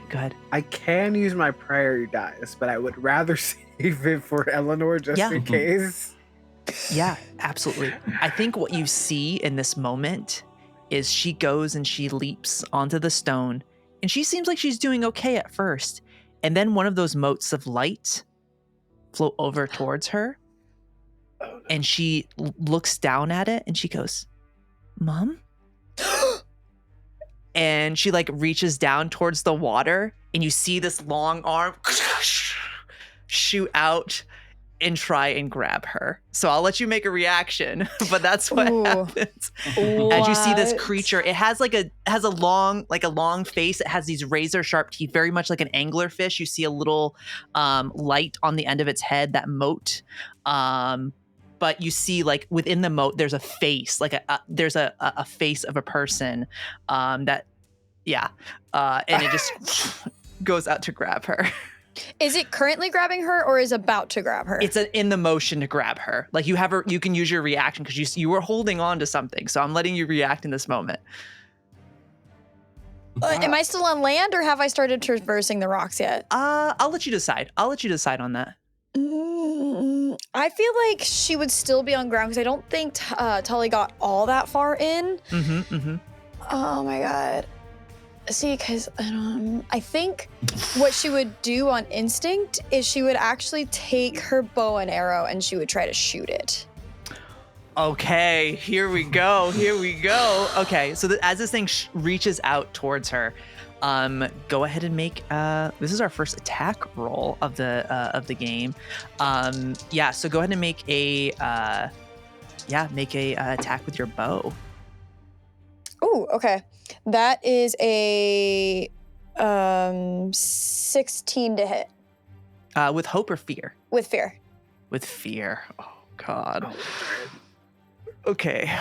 So you shoot at it as the claw you hits, or actually, yeah. So you see it swiping to grab at her. Where do you shoot as you see this creature? I think reach out and try and grab right in its hand to kind of prevent it from really being able to grab at anything. Because if the arrow like sticks through its hand, it wouldn't truly be able to grab anything. Amazing. So as it hits the hand, it lashes back and she like regains, she grabs a rope and she starts moving. I'll say with that, with rolling with fear, I'll say just kind of like the adrenaline, it gives you a little bit of stress in this moment, kind of like seeing what the fear or what the creatures are within this world. So you take a little bit of stress from that, but you can start moving. It seems to kind of retreat back into the water a bit from getting hit by that shot. And if you want to roll damage too for me, just for funsies. Yeah. Wait, I only do 1d6. That's gonna be 6 points of damage. Ooh, that's good. Okay, so that's all right. That is. So hit points work a little different in this game, y'all. But we'll get into that a little bit later. So you hit the creature, it recedes back into the water, but you all see there are multiple moats now, and you see what those moats actually are in the water. Oh my god, they're anglerfish. Oh my god, it's the It's Finding Nemo. Yeah. Just really, really creepy. So, Elanor, you're last one there. Go ahead and make your agility check, and we'll say that everybody else is kind of moving along across this. Oh no. So it's a good thing that I've got a +2 to my agility. I got a 10 with hope. Oh no. Ooh. Wow. Meets it, am I right? Wow. Yeah. Jesus Christ. God. I rolled a 6 and a 2, and then I got a +2 for my Okay, so yeah, I guess after the shot, you hit this, you see this creature emerge from the water and like just the fear on her face, and then to shoot it. What is going through Eleanor's head is that you kind of take on that little bit of stress and maybe impacts how you normally would move with elegance across this in the past. Or in typical moments? I don't think it's so much elegance in this moment as it is survival. Survival is a very sloppy thing, a very messy thing, whereas thriving can be very elegant. And I think this is one of those moments where she isn't looking to thrive, she's looking to survive. And even though she doesn't remember those moments, her body does. And so it's reacting in a way that it knows, okay, where is the decent place to put my foot in this rock? Where does my hand go? How can I get there in the fastest way possible? And not even across the river, but more how can I quickly get to the next person who most likely will fall in the fastest way possible to ensure that they don't fall in. Amazing. Okay, yeah, you move that survival mode on. You go, like, Tolly is, like, shaking as you, like, catch up to her, but she's moving along now.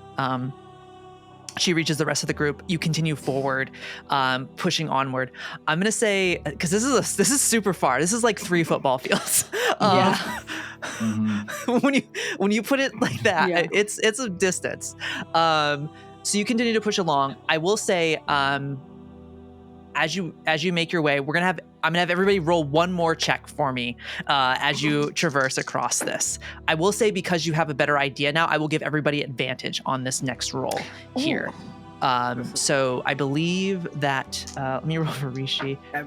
Okay, he's good. Is it advantage just an additional die? D6. Okay. It's a D6, a 1D6 with advantage. So let's do. Oh, go ahead. Same DC.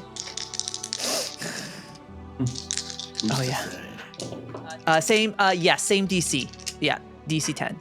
Okay, that is, I got a 21 with hope. With hope, okay. Ooh. Now I'm getting the good rolls. I'm so glad. What did you get? I have. Do I need to jump in the water No, again? I had a 17, but with fear. Okay. I got a 20 with hope. 20 with hope. It was Okay. a pretty good thing we got advantage on that.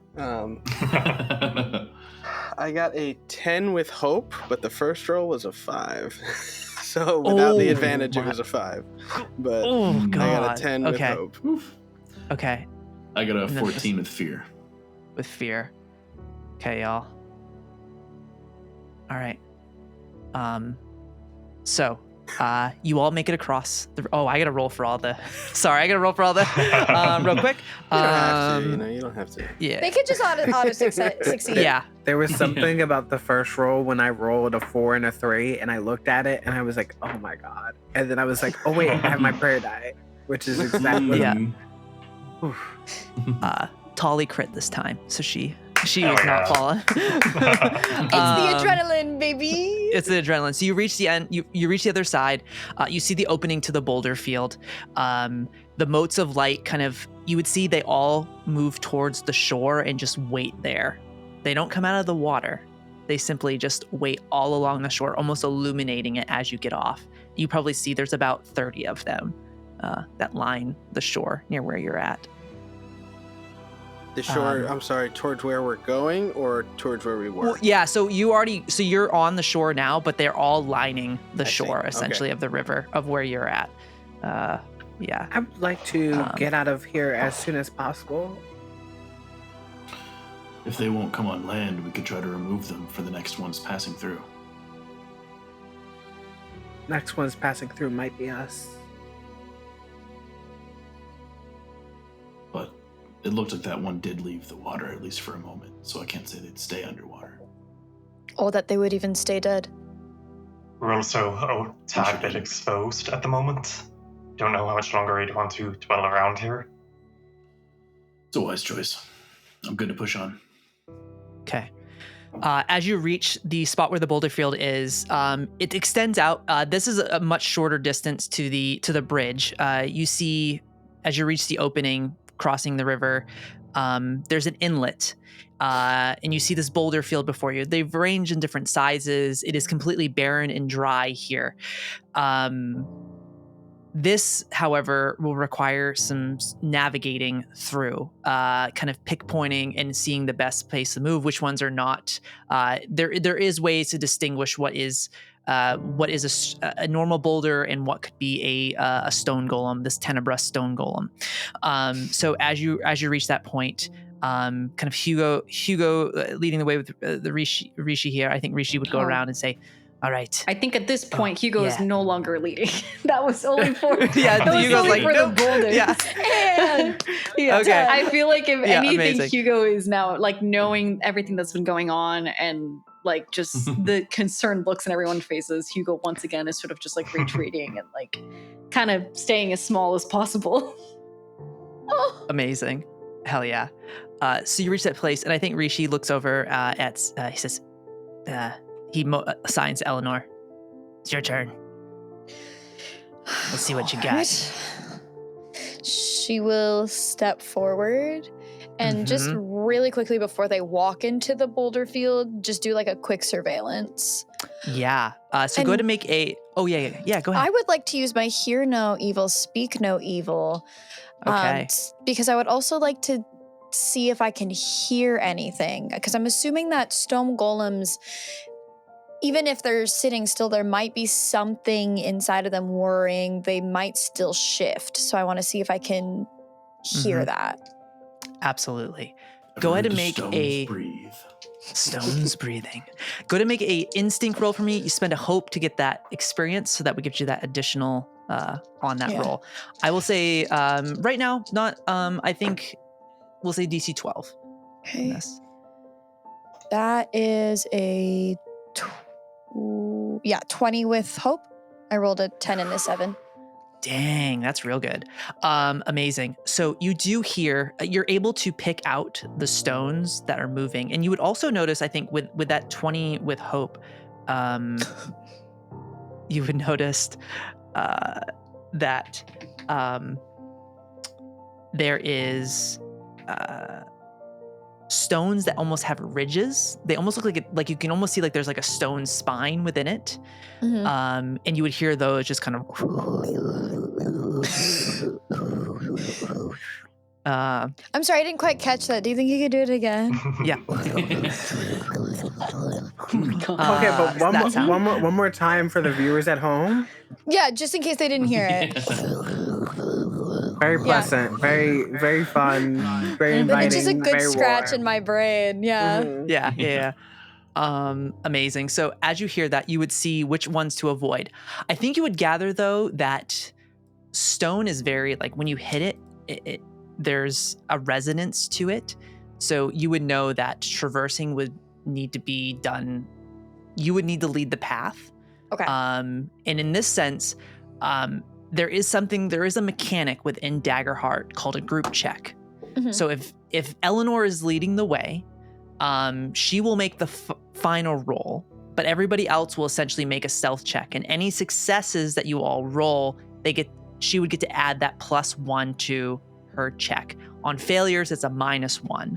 So everybody would essentially make a, in this case, you would make a finesse check. Yeah. I'm a clunk of metal, not very stealthy. So your I fear, believe in you don't worry about guys. fear and stuff like that. So the DC for this is a 12 on agility as you're moving. Finesse. My apologies. Finesse on this one. If I as you're moving have a moment, Elanor and Róisín, could you do me the favor and just tell me, what does it feel like when you're both sneaking about as you do?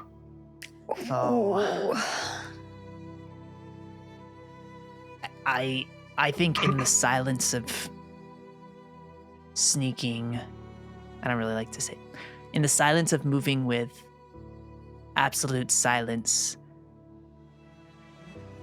I feel the most alive, knowing that each step I take could be pivotal.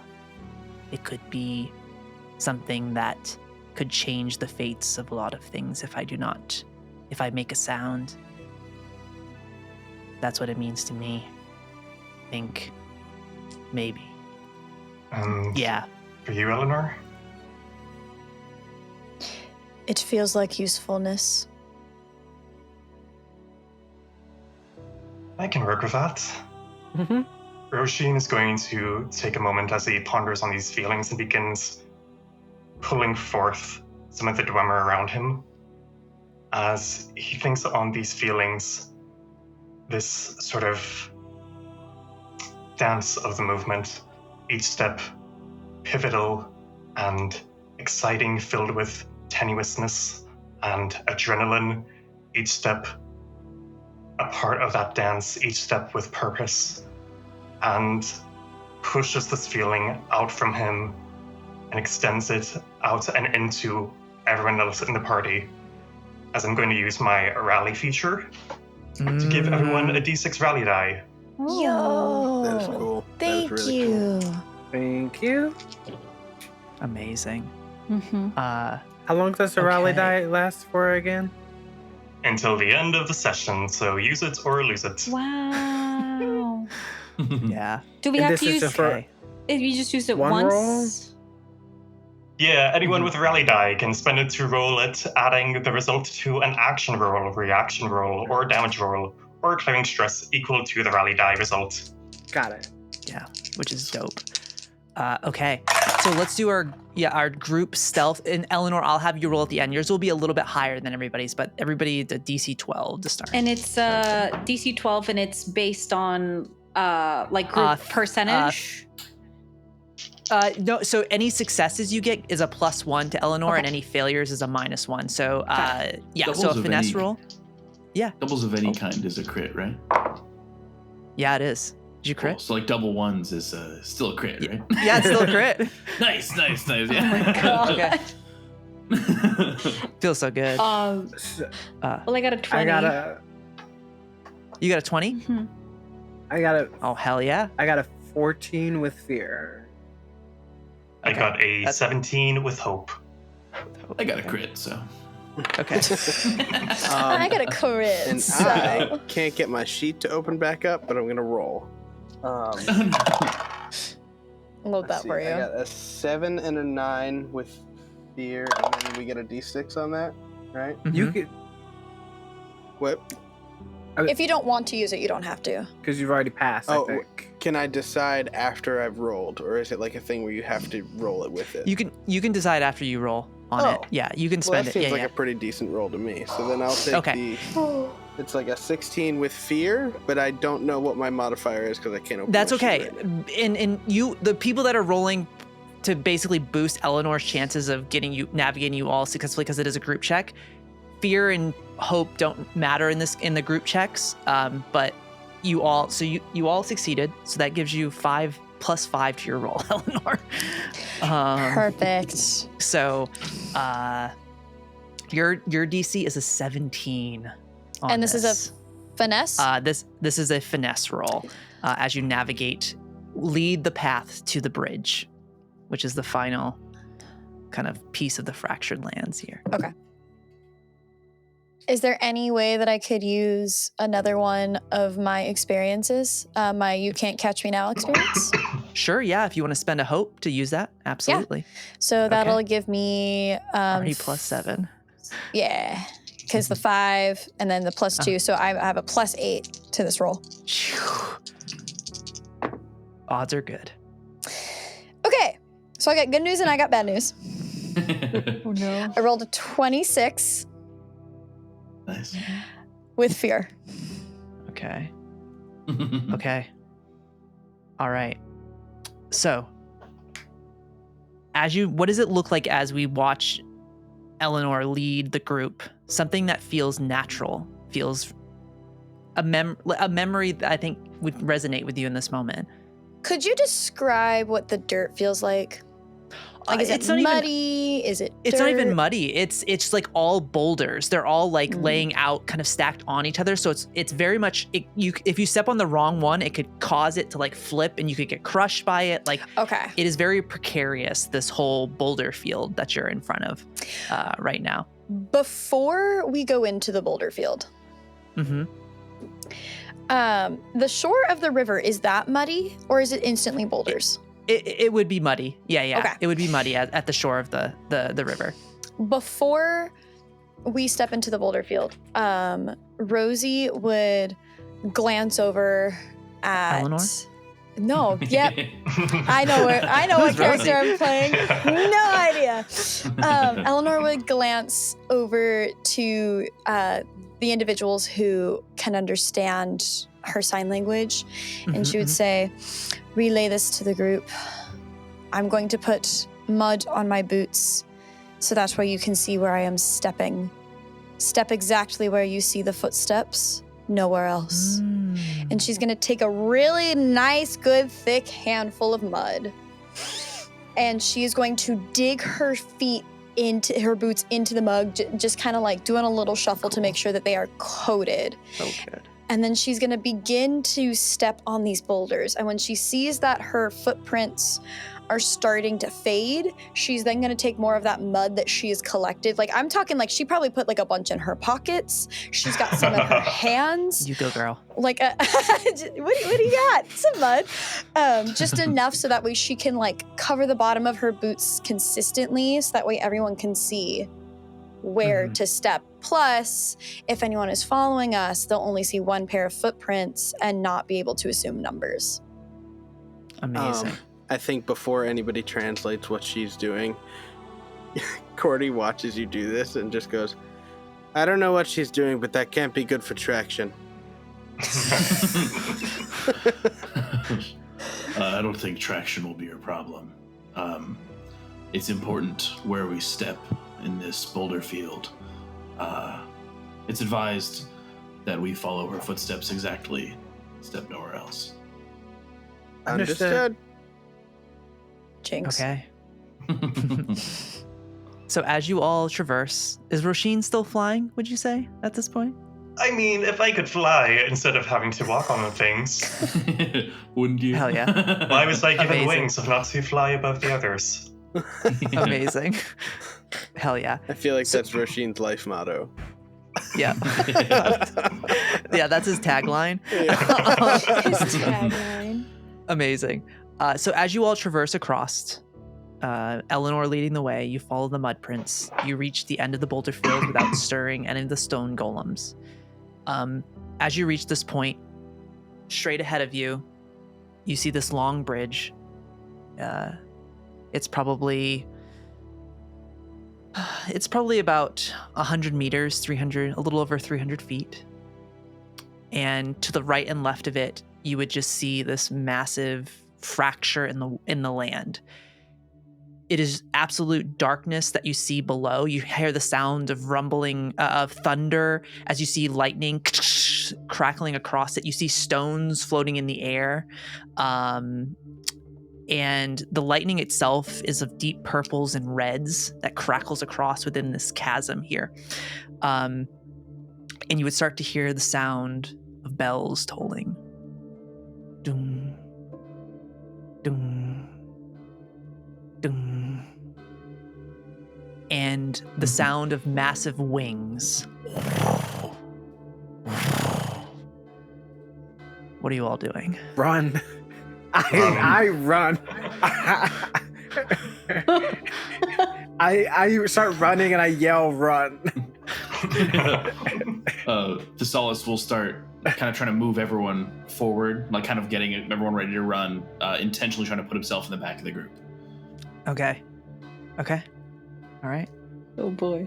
Sweet. But we'll move with everyone else. Are we running towards or away? We're running Run. instructions. Run away. Across the bridge. Go. Cordy, he's like power walking. Cordy, He's like, we're gonna go. If you run towards it, I'll kill you myself. I don't think you'll have to. Stay with the group, stay with the group, stay with the group. As these bells continue to toll, you would hear Tegwin yell up to Róisín, and she says, "This has happened 2 hours earlier than before." And he's like, "I know, we gotta go." And you continue to hear, and then you just continue to hear the sound of wings getting louder, and the sound of chains from below echoing through the space. And you would see Gilda and Kari stop for a moment. Varric and Tali stopping with them. You would see Gilda walk up to them, embrace them both. And you would, like a hug, someone hugging their kids, someone that raised them. And she would say, "Always remember, until the last light is snuffed out, we will endure against the twilight." keep fighting. And you see Varric and Tali nod, and you see Gilda and Kari running back as you see come out from the darkness this massive figure.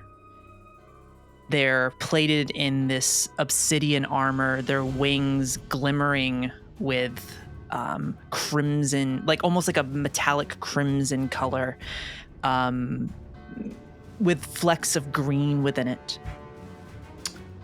And you see the wings themselves kind of encircle this figure, both as like a shield and a snare at the same time.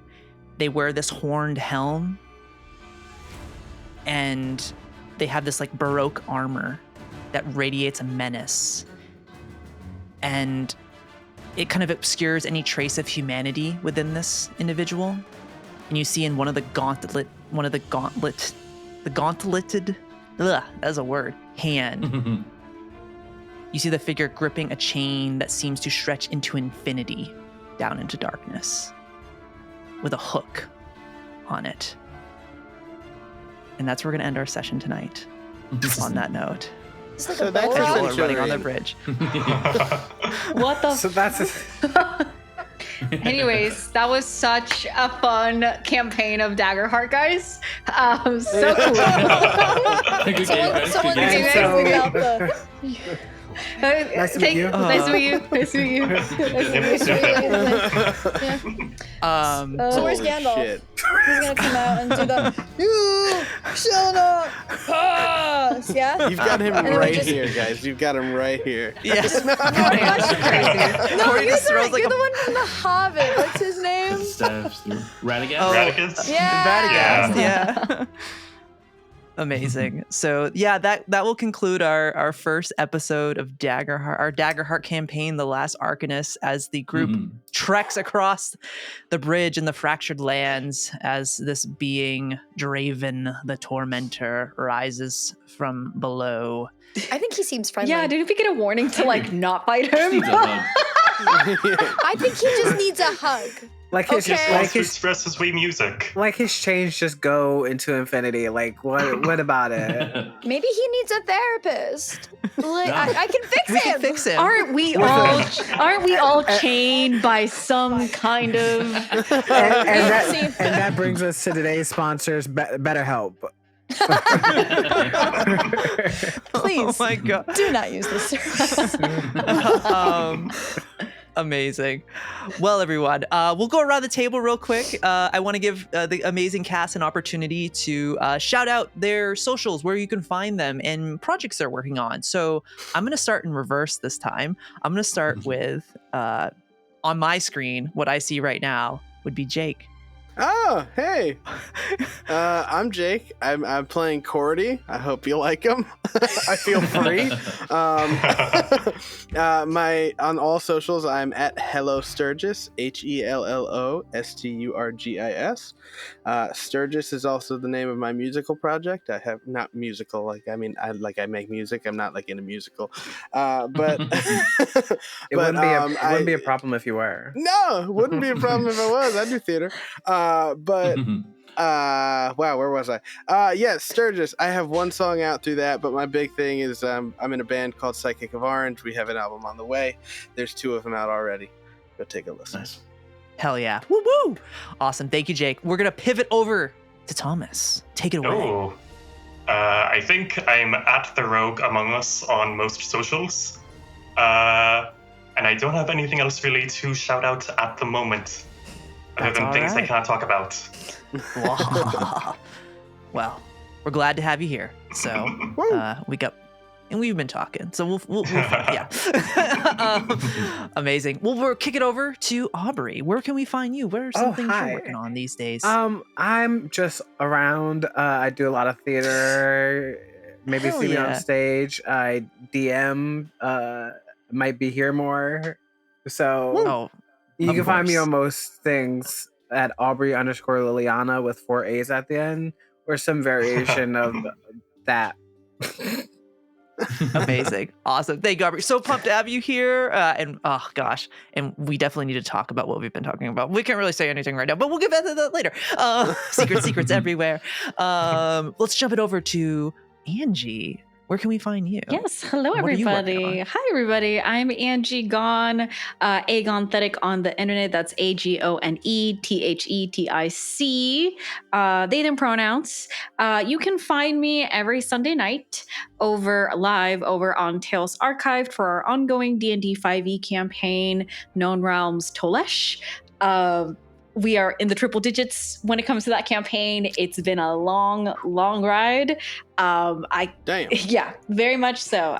But still a very fun one. And by the time that this is released, I believe most, if not all, of the episodes of Ghost Underground, a Secret Nerd podcast show, will be released. That is using the corrupted ttrpg, whom Navar, who is our dramaturg for that, as well as the person who runs the Secret Nerd podcast, is the creator of The Corrupted, which, if you're into post-apocalyptic, zombie, The Last of Us type of settings, definitely check it out. That's me. Hell yeah. Awesome. Thank you, Angie. And again, so pumped to have you here. And it's so much. Yes, Thank you. I do also want to give another shout out to my lovely spouse, Ray Archer. They made this beautiful wizard hat, and they do make hats. I don't think their commissions are open, but I'm pretty sure if someone were to sneak into their DMs over to the Starlight Archer on most socials, if you were to sneak into their DM and be like, hey, I really like that hat that Angie's wearing, or check out the different pictures on their Instagram. Maybe they'll do something. Woo! Yeah. Just have Awesome. Hell yeah. All right. From there, we'll jump over to JD. Where can we find you? What are some things you're working on? Yeah, Jason Dean Aldea. I'm currently in production of Carrie, which opens on the 23rd of this month, actually. Details on that would be mostly on my main page, Jason Dean Aldea, on Instagram. Other than that, I'm a miniature artist, so make a lot of stuff like that. That would be also on Instagram at JDA Made It at Instagram. Yeah. That's pretty much it. I'm going to drop all the links to everything. It'll be in the description. So definitely give that a look for sure to find everybody. Based, of course, for that stage show. So, Awesome. Pumped to have you here, JD. Really, really digging. I can't wait to see where you continue to take Thessalus. So, and last but not least, Dakota. All right, y'all. I will try not to make this really, really long, but in this moment, I'm realizing just how many things I am a part of. So, hi, my name is Dakota Rose Kep. You can find me on most socials at Western Dakota, sometimes with a dot, sometimes with an underscore, sometimes with neither. I predominantly post on Instagram and TikTok. You can find me, although by this point, when you're seeing it, it wouldn't be over. You can catch me on Dicescape's Fallout the Garden of Adam as Ruthie. You can also catch Jake there as Reed. Yeah. Just some guy. I don't He's doing that too, yeah. I'm also on the Strangers Guild Soulbound, their limited series about some just everyday people becoming gods, nothing too crazy. I also do some social media work here for Dicescape. Pretty soon I will be helping Kylie with The Warehouse, our Triangle Agency AP, coming soon to you all. And finally, I am very, very, very, very, very excited to announce that I will be the storyteller for Dicescape's Marvel the Echo Protocol. Details about that coming soon. Hell yeah. Yeah, so excited. Amazing. All right, well, that's everybody. I'll do a quick little thing here as well. I guess I'm, doing this too. As I said earlier, I'm Kylie Rose, head storyteller over at Dicescape, producer. You can find me on all the socials at Critical Rose, but critical with a K. I'm doing all kinds of stuff. I think we got another show coming out. It'll be out when Daggerheart's, a lot of it's kind of picking up. Never Stop Leveling Up. It's based off of Dimension 20's Never Stop Blowing Up system. It's just amazing setting. I cannot wait for people to see that show. I'm going to be on a couple actual plays. I'm going to be helping jumping into Candela Obscura over on Quest Junkies. I'm working on I'll be in an AP for an Alien. I'll be on an Alien actual play and another show as well. Oh my gosh, I'm drawing a blank right now. Hilarity Save. Going to be playing a Soul Knife Rogue in that 1 to 2 shot. So some projects in the work where I'm going to sit down and be a player for a little bit. But we got lots of stuff coming to Dicescape this year, and other secret projects in the works. But we'll share more on that later. But thank you for watching so much. Thanks for being here, diving into this world with us here in the realms of Atalantia. And we cannot wait to continue to tell this story with you all. So join us next time as we escape the mundane here in the realms of Atalantia. Good night, everybody. New show, new game, new world. Let's go. Yeah, Let's go. baby. Let's do go. it. Bye.